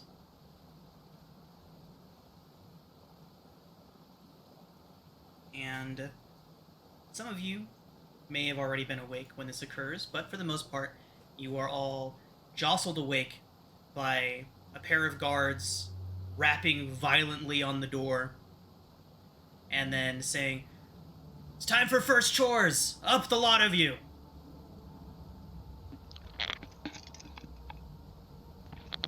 This is our chance. Early. Let's go, everybody. Today's the day. Your optimism is commendable, but I highly doubt that. Oh, my friend. Today is the day. EM, is our exhaustion gone? Yes, your exhaustion is gone. That's a nice attitude to have, Sarah. No matter how naive it is. You all hear that same commanding voice say, "Back from the door!" And then another one, a younger sounding voice. "We will only be requiring 3 of you at the moment. We will take volunteers, or we will choose you ourselves. The choice is yours. Stand back from the door. Anyone too close will be shot." In our experience, what's too close? You know it when you feel it. Yeah, I was gonna say, like, no one's tested that theory yet. Stop threatening you. Does it look like any of the anyone's volunteering? I'll volunteer. Okay. Misunderstood question. Bupido rushes forward. Me! And he rushes at them, and they hit him with a crossbow bolt. And he slides on the floor towards them, unconscious. Bupido. The one that shot him looks down and says, "I am so sick of that little bastard."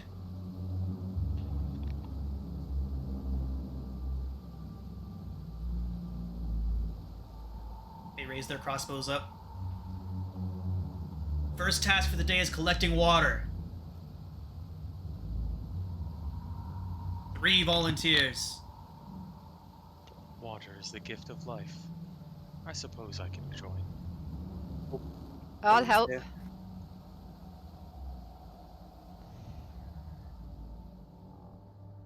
You would like to join me? Prince Darren Dill approaches very cautiously with his hands up and grabs Jim Jar by the ankle, grabs Bupido by the ankle and drags him back in. Put some pressure on the wound. I want to, I'll go over his body on all fours and just growl at the drow. Alright. I wouldn't growl at them. They kind of furrow their brow at you confusedly. Say, "Alright, you 3. Water duty, let's go." And I want to pay really close attention to just everything around me as we're walking outside. Okay. So, sure, the younger drow looks towards the scarred-faced one and says, You've got this slot, right? Supervising water duty is so... Well, it's just not something I want to do today, so you've got this, right? Jorlin kind of gives him a sneer, nods, and the younger drow leaves. The scarred-faced one looks at you, looks at the three of you. Well, come on, then.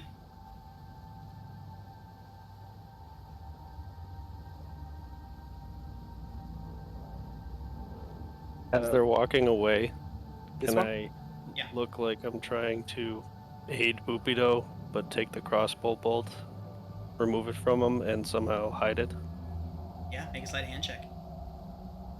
Can I assist with this? Kind of standing over his body. Yeah.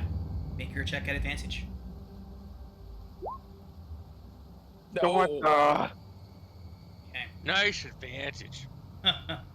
So You have as the you're whole doing time. that, you hear one of the drow shout at you, "The bolt! Send it back! Do it now or get one yourself." At least slide it across the floor towards him. He stops it with his boot, kneels down, picks it up.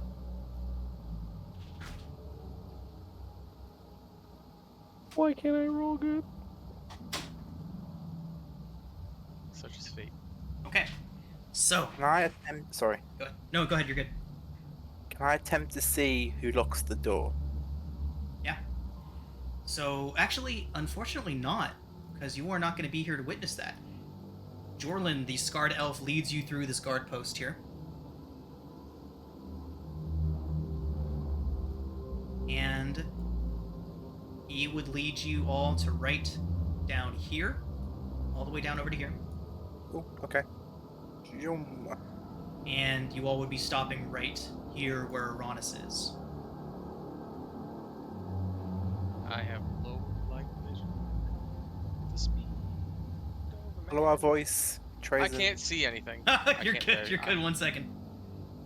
You're in the waterfall. Okay. He's washed away. I can't. You I can't escaped! see anything. So they Oh, bring... torches. It is dark out here, but knowing that you all need light, they would bring light sources out here with you whenever you come out.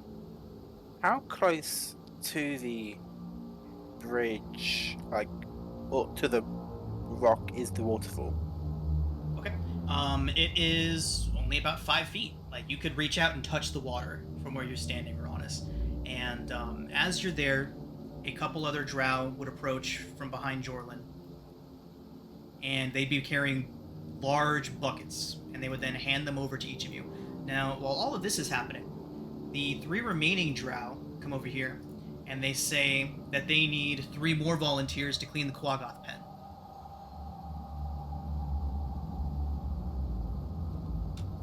Does Boopido look like he's gonna survive? Oh yeah, he's just unconscious. He's snoring loudly. Okay, I get up and volunteer. Okay.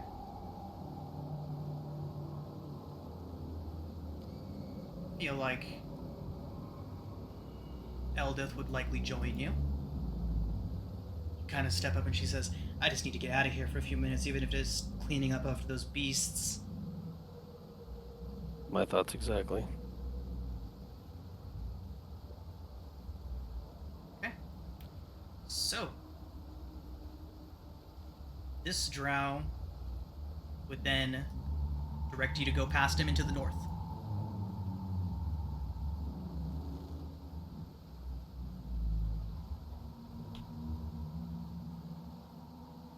The yipping and howling of Quagoths ahead of you, enough to guide you to them.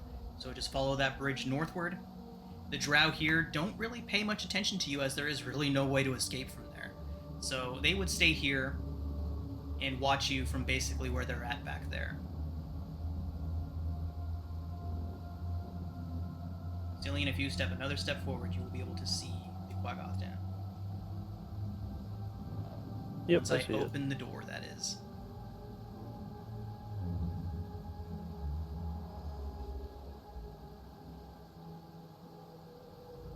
Hey, Quagoth. Okay. Interesting. Light interaction there. Weird. Okay, so Eldath joining you.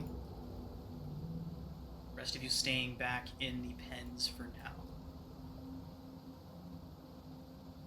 Okay.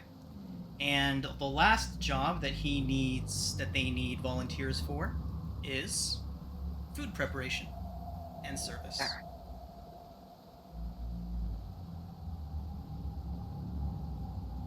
They ask if anyone knows how to cook. I cook. They give you a nod, and Prince Darren Dill would come alongside you.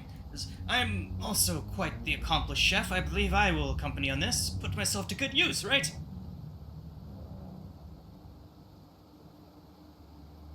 And then these two drow would lead you all towards where where Aranis, Sarah, and Trazen went to. So, yep. Mia, you will follow these two drow this way. And then, yep, all the way across the bridge and to the large common area down and all the way down here.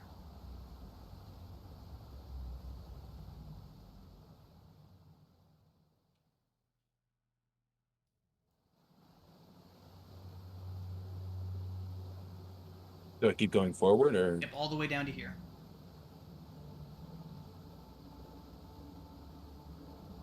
Okay. So, with Prince Darendil accompanying you, they would gesture you into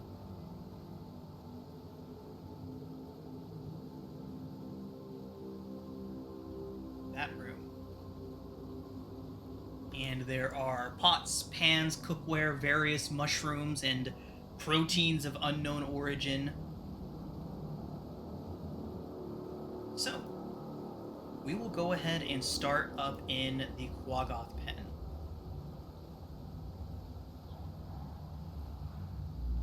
So, Cillian and Eldath entering into the Quagoth Pen. You have the least amount of supervision over about anyone right now.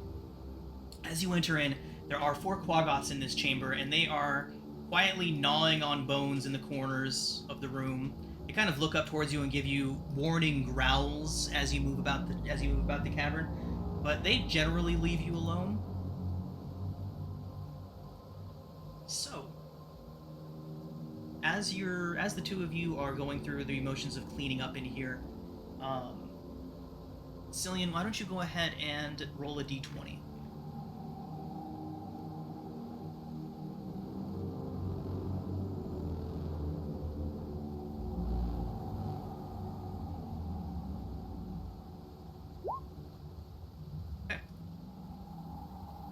Really nothing of much interest in here, Cillian.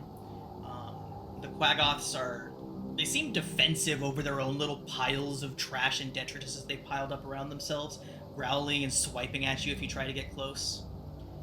And you do hear the guard down there shout when he hears the Quagoths growl at you. You hear him shout, "Make sure you clean the entire place in there!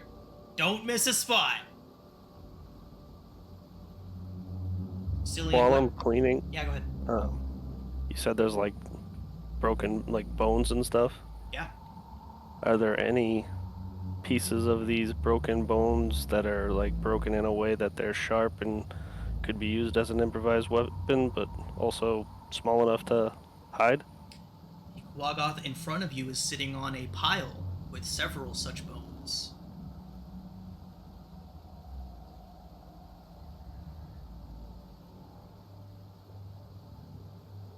I look at, what's her name? Eldath. Eldath. Any chance you want to help me distract this thing so I can grab one of those nice sharp bones underneath them? Yeah, I think we could make that work. She kind of steps in. She looks over towards you. Ready? Oh, I'm ready. Okay. So she reaches down towards the pile of bones beneath this thing, and it immediately turns towards her, roars at her,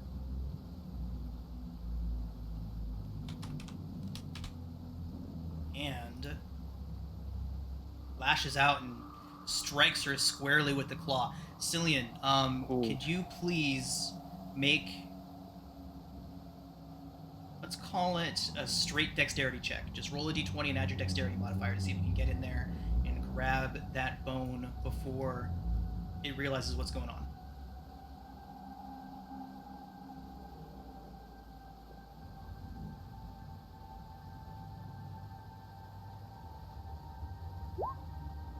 Fantastic. So, Cillian, as the Quagoth smashes its enormous fist into Eldath's chest, you see her recoil, almost falling into the grip of another one, but she manages to keep her footing, and you have procured a bone that you can use as a dagger.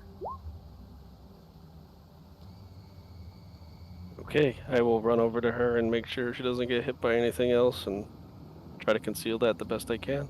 Okay. That will be a sleight of hand check.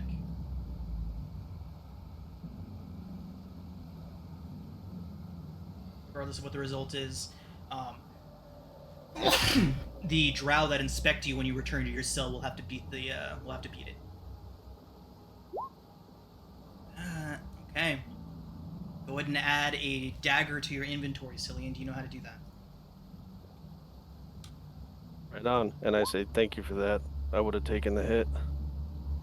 She says, no problem. It's what I do.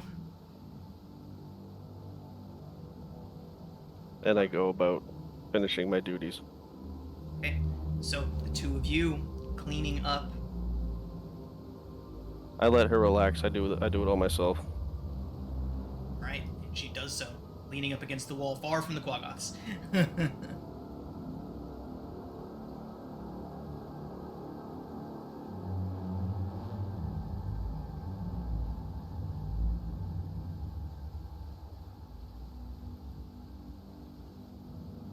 Okay. So that will bring us to those of you that are on waterfall duty. So, the drow have brought you several buckets, and they are handing them to you, and then having you shuttle them from the waterfall to a reservoir all the way down here. It's hard work, but relatively simple work. Down where? Having you shuttle them all the way down here to the south, to the southern Oh, area. there.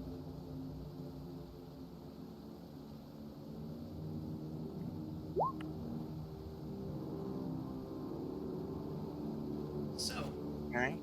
as you're all there, you hear pretty consistent chanting and some sort of prayer recitation coming from the building directly north of you, from this structure here.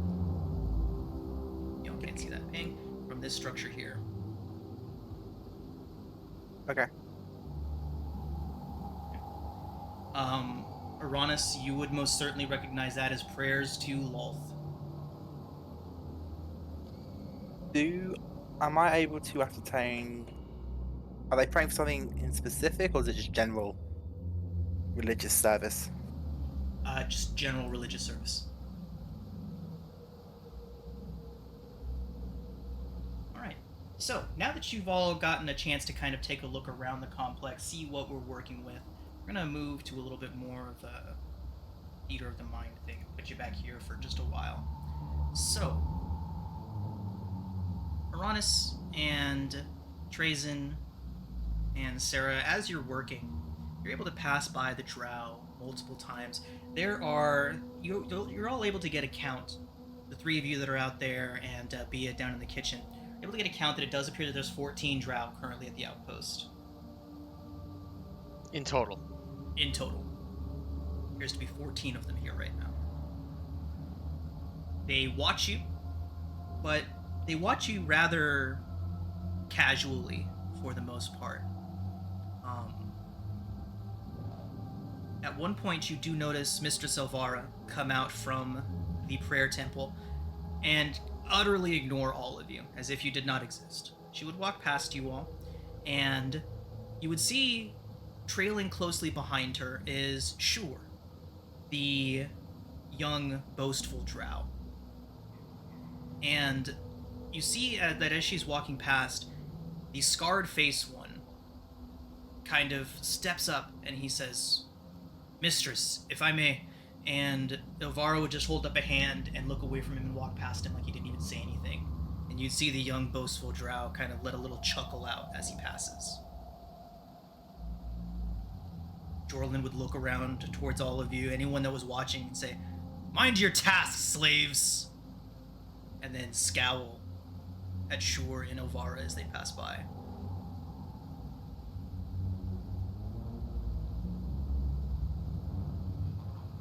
There seems to be a bit of discourse here. Yes, I noticed it earlier. I did notice it earlier. She We doesn't are much only like. weaker than him. Her? Could I attempt to? I don't know if this is possible. Could I attempt to insight No. their interactions? Yeah. Like, I want to get a better understanding. Well, I can explain it to you. She doesn't like him. She favors the younger one. I don't know if it's the sight of his scarred face, or perhaps he failed her in some way, but she absolutely despises him. And yet he is still here. Aye. I believe he has senior rank. But the young one has somehow weaseled his ways into the affections of the mistress. That's what I thought I saw in the first few days here. Uranus, Perhaps we can use that to our advantage. Play them against each other. Yes. Uranus, with your 11, I'm going to give you that 16 because Sarah has nailed it. So...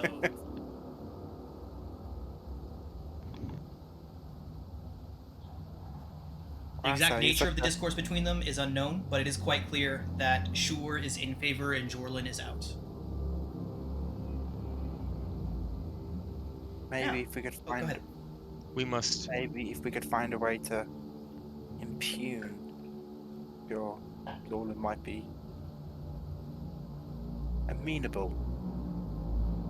Uranus, how would you suggest we do that then? I don't know. It's not a bad I plan. think of everything. You're not wrong, but how? Appeal to his ego. Yeah, I mean, He does how like bad authority. would it look? How bad would it look on shore if the prisoners were to escape on his watch? I mean, that's beyond death.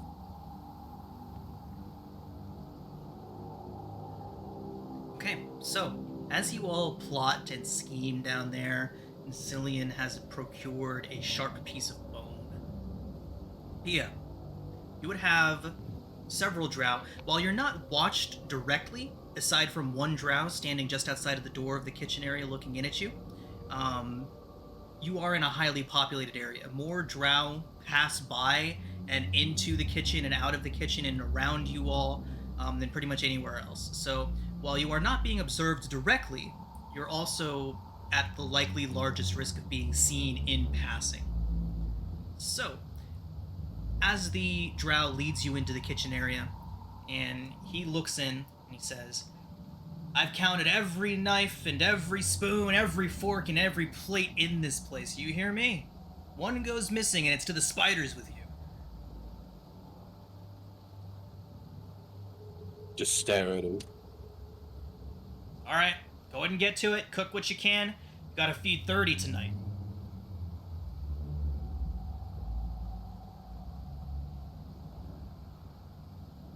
I guess I'll start by grabbing some meat and cutting it into pieces for smoking. Fantastic. Okay.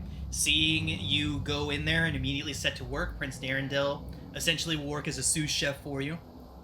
He's just gonna do whatever you tell him to do. He's pretty deft in the kitchen.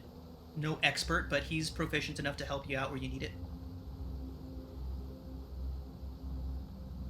Now, Mia, why don't you go ahead and make a perception check? This would probably be about a half an hour to 45 minutes after you've begun.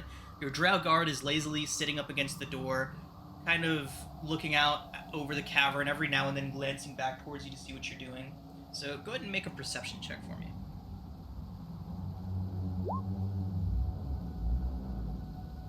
Okay. So with a 13, you notice that about a half an hour, 40 minutes after you've begun your work, another drow has approached, outside of the kitchen door, out of sight for you, but the drow who's been assigned to watch you in the kitchen is very clearly conversing with another drow right now. Okay. If I notice this, I would like to take the opportunity to what was his name? Prince Darren. Pull the prince aside and just kind of put my finger up to my lips at him, kind of give him a death stare. I want to start shoving like 2 cleavers into his cloth sackcloth it was, yeah. Just kind of shoving them down in there and kind of trying to make them in a place where they're inconspicuous. Did you not hear him? He's going to count. You're going to get me eaten. And then I assume that there are some timbers that were burning or something like that. Yeah. I'm going... This may not be intelligent. I'm going to take one of those timbers, and I want to beat the drow in the back of the head with it. The one watching the doorway. Okay. Make a stealth check to start. Yeah.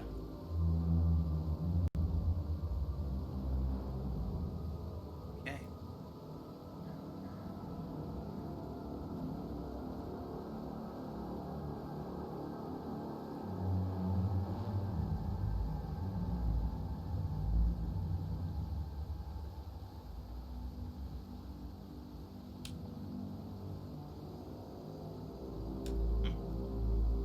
Sorry, 1 second. I'm having a bit of an issue with lighting.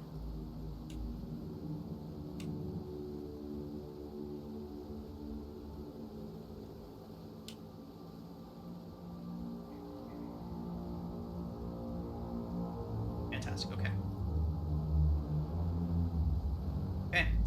So, Bia, unknown to you, the drow that he is conversing with is Asha Vandri. Now, go ahead and roll your attack. Is this an improvised weapon? We'll call it a club.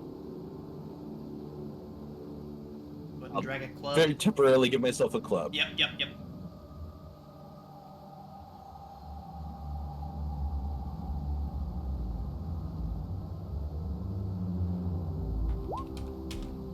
Fantastic. So, Damn.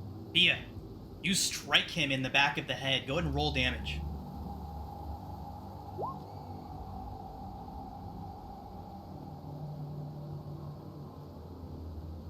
Okay.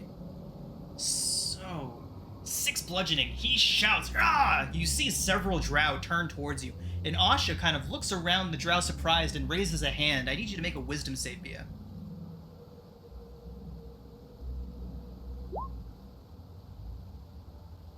Bia, you are paralyzed, as Asha casts Hold Person on you.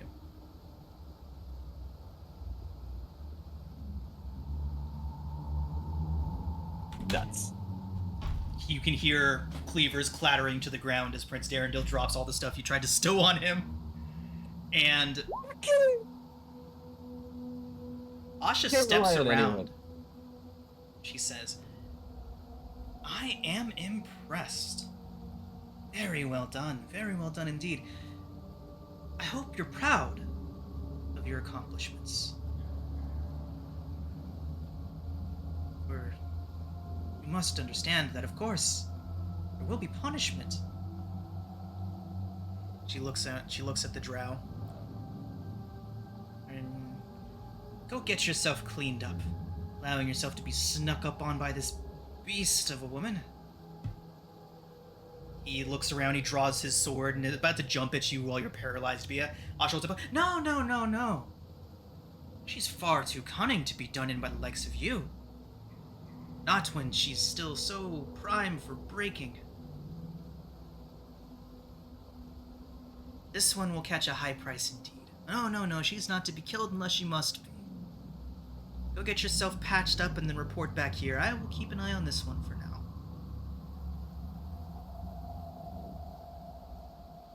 She says to you, Bia, if I let you down, do you promise to behave?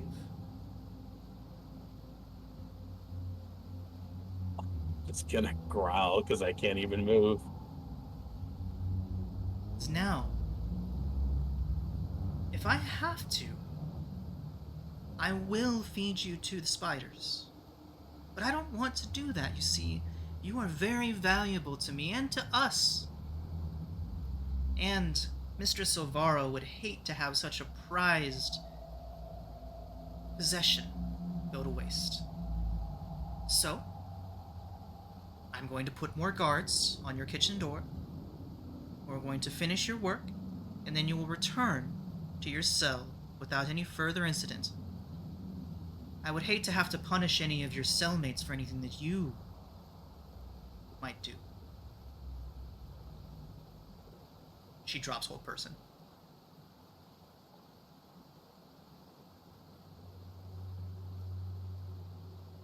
I'll crawl back into the kitchen. Right? The drow that you wounded disappears out of sight. Asha turns and you see her gesturing a couple times, and now two elite drow stand on either side of the kitchen and they are staring inside. I'm just gonna growl at the prince as I walk past him. He looks, I think that went quite well.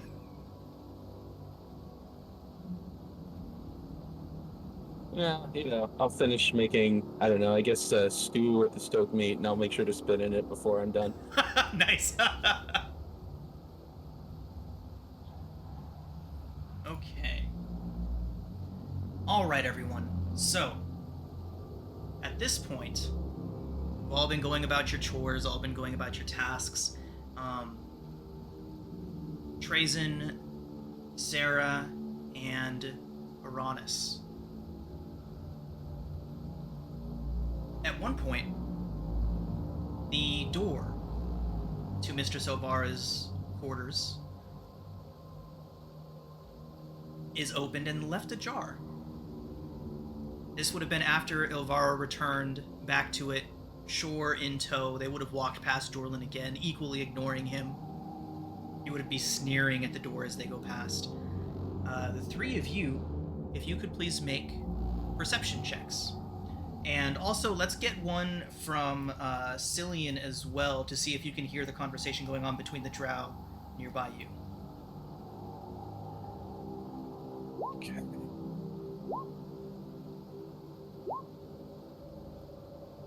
Okay. I do speak Undercommon, if that helps. Okay, fantastic. That does indeed help out a lot. Okay. So, we'll start with Cillian.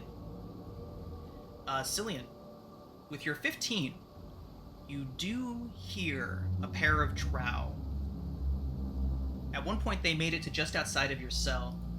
They kind of peek in to make sure that you and Eldath are still doing your cleaning and everything.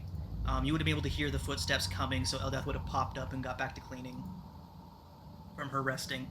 Actually, safe to say that she would have gotten a short rest in during that time, so we'll go ahead and give her some hit points back. And you see a pair of drow. They first come up towards your cell, and they look in, they kind of investigate and make sure that you're doing work, that you're not up to no good, and then they turn and look down over the pits. With your 15, you hear them conversing about a mother spider that is about to have a nest full of little younglings. They say that it'll be dozens more little guardians for their roost, and they talk about how it's going to expand the nest, expand the web network beneath, hiding Velkynvelve even further. They seem very excited about it, like it's an event that they're looking forward to, the birth of all these little baby spiders that they're expecting. They're saying this as they're looking down into the webs below.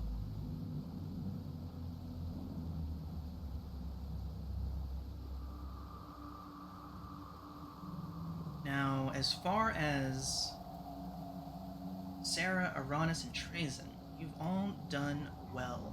So you hear Mistress Ovara's voice coming loud and assuredly from the room, and she is talking about what happened to Jorlin. We'll say that Shore is elsewhere and that she's talking to Asha right now, who would have arrived not too long ago to report what had happened with Bia. So you first see Asha enter into the room. She doesn't close the door all the way behind her. And she begins talking to Ilvara, who is clearly inside. And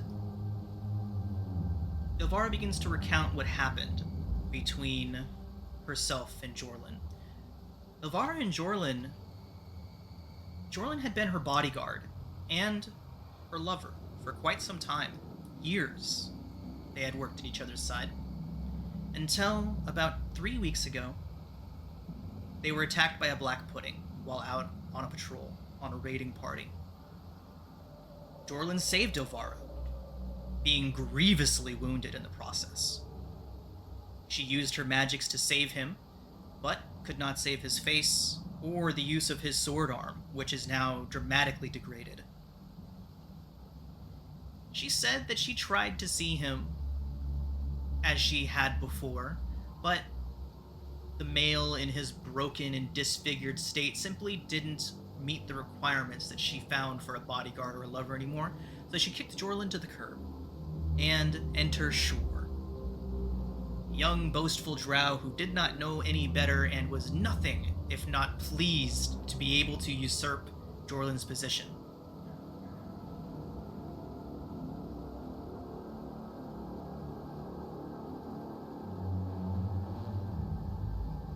As that conversation wraps up, you would see Asha exit and then look around towards the three of you collected there. And then she would, with her back to the door, very pointedly close it with an audible latching sound. And she would walk past you all.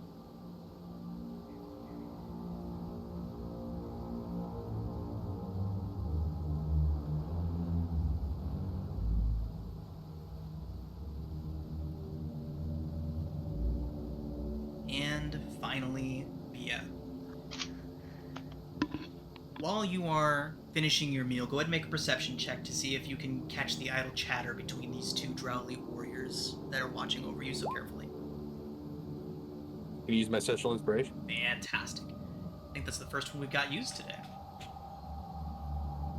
So, Bia, the two of them are talking, and their conversation seems to focus on when they're going to be relieved. You do gather the information that the convoy that's on its way here will be here in 4 days' time.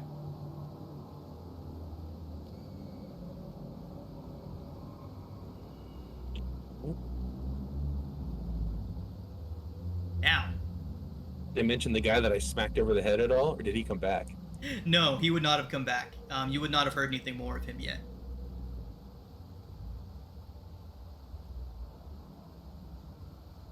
Okay. All right. So, after another hard day of menial labor, the guards would begin escorting you back to your cells. Does anybody do anything or try anything while being escorted back? What do we see as we're being escorted back? Like, I'm looking for anything that could be useful. Okay, so you are heading back from the common area. You know what? Let's go ahead and do this. You've been being watched the whole time, so you haven't really had an opportunity to really search for anything like Cillian did. However, I will let each of you roll that d20. We'll have it be a little bit tougher to find something this time, but everybody that was out can go ahead and roll a d20 to see if you found anything interesting or useful while you were out doing your duties today.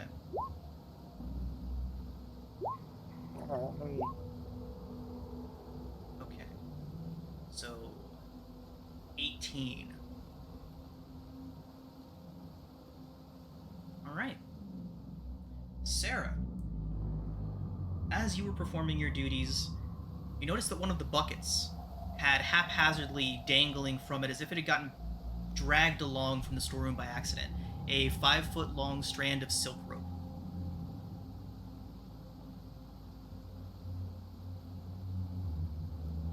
Okay.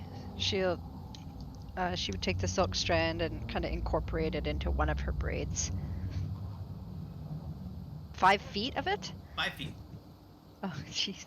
Have fun with that. Yeah, French braid, loop around the head. Ew, there, what are you doing? It looks fantastic.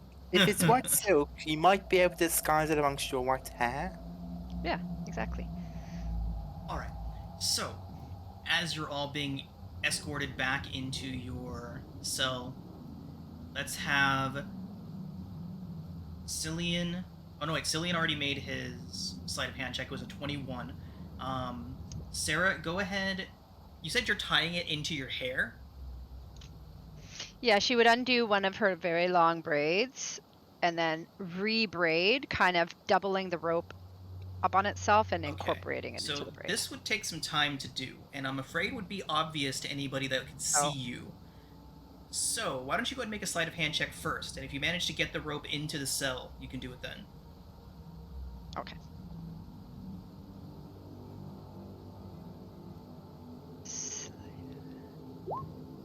Okay, it's very good, very good.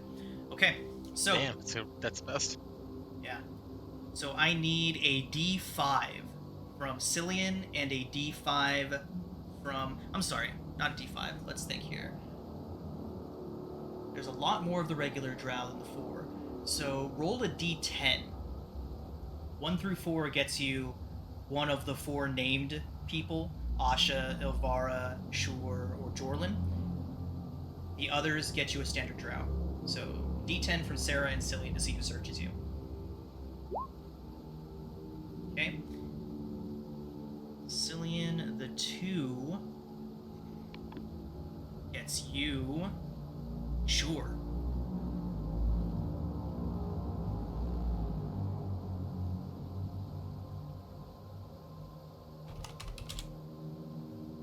He seems bored as he's searching you.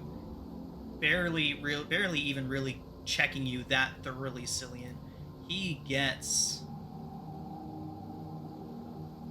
Ooh, he got an 18. But your 21 is better. You do get to keep your bone dagger. Woohoo!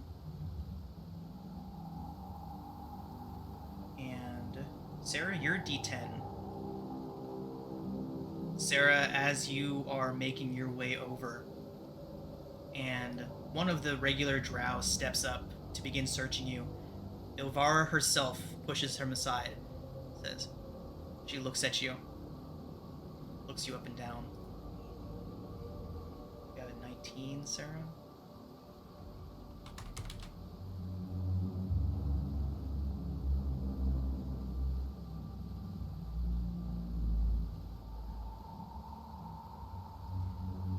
Sarah, Ilvara looks you up and down. She says, this one found something interesting. She kind of looks you over, Sarah, and her hand immediately goes to where you've hidden the rope. She pulls it out. A lovely piece. A gift, and she hands it back to you. Let them say not that I am ungracious. Enjoy your rope, little dwarf. She smiles and turns and walks away. Thank you, mistress.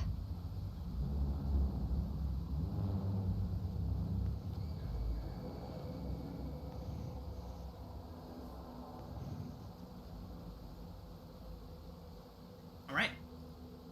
So, with all of you now back in your cell, you have some time before the gruel arrives. It always arrives a few hours after you're done.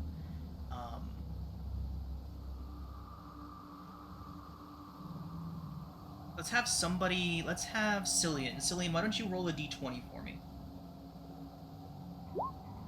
Fantastic. You were not worked hard enough today to gain levels of exhaustion. Okay. None of you. Not just Cillian, all of you. You. Now, as you are all settling in, stretching your tired bones and whatnot, you begin to hear something strange coming from outside your prison door. At first, it sounds like excited chatter. And you hear a couple of drow, "Oh, it's happening! It's happening!" speaking in undercommon to one another. "Here, gather around, everyone, let's take a look." And you hear the commotion of several drow approaching from outside of your door. They seem to be gathering for some reason, just outside of your door, several of them. And the first thing that seems super odd that you all hear is what sounds like a pop. Almost like a small firecracker just went off. And you hear someone say, "Wow, look how many of them!"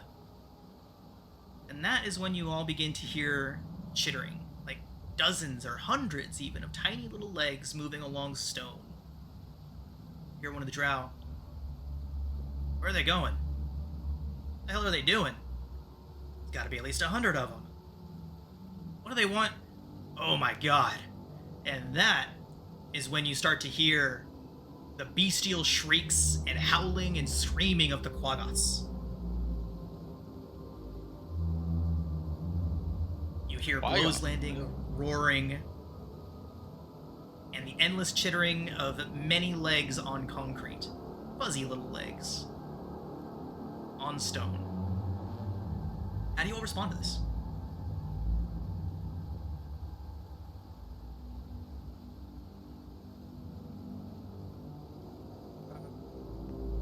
Now try to sneak up to the door again? Yeah, Yeah.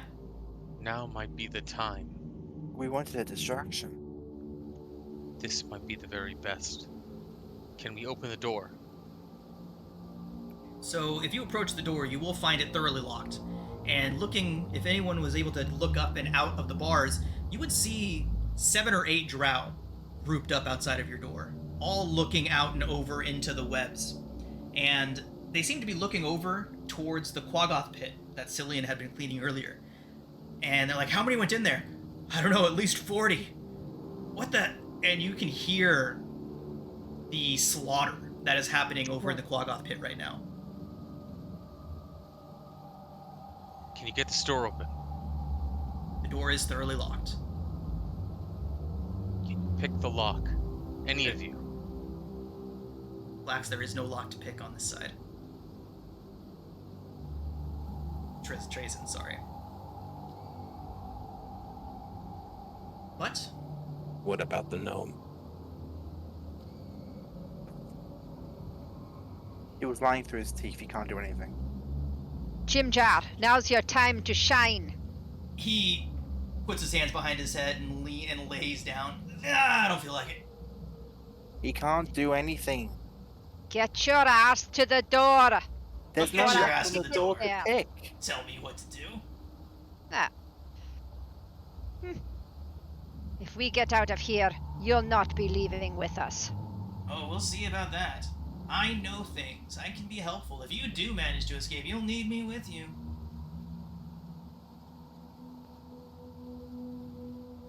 As this is going on, the sound of screaming and combat begins to die down a bit. And finally, anyone looking through the bars would see Ovara approach. She says, "What is happening?" And one of them turns and salutes her and says, "Ma'am, Mistress Ovara, the spiders, they attacked the Quagoth Pen. Crazy looking little things with red arms, and never seen them like that before. They couldn't have come from our spiders." Ovara, Do you... go ahead. Sorry. Do I know... Does the fact they have red arms mean anything of significance to me? Make a history check. You've heard of tales, heard of stories of red-furred spiders being birthed under certain circumstances. Namely, when there was fiendish involvement of some kind. A demonic presence has been known to birth red spiders in the past. Now, as Ovara is getting the breakdown of what just happened, one of the guards says, "Should we go clear them out, mistress?" And she says, No. It's far too dangerous. If those spiders attacked against our orders, who knows what they might do? She looks over towards the cell. Is there anyone looking out right now? We're all looking out, right? Yeah, I would. I mean, if I saw her look towards us, I think I would duck down. I'm too short unless there's a box. All Good right. point. How high? Eldath. Wait, how tall is it? 5 feet. Oh, I can look through that. Like, if I she would looks duck our down. way, I'll turn my eyes and look straight into her eyes. So she would Daggers. lock eyes with you, and you'd see a smile. She says, "Let's see what they can do. Get them some rudimentary protection. Some clubs, some knives. Set them loose on them. We'll have us a show." And as the drow begin to gather up and start piling rough leathers and rusty looking weapons all in front of the pen, all in front of your cell, we are going to pick up here next week, everyone. No! Fantastic.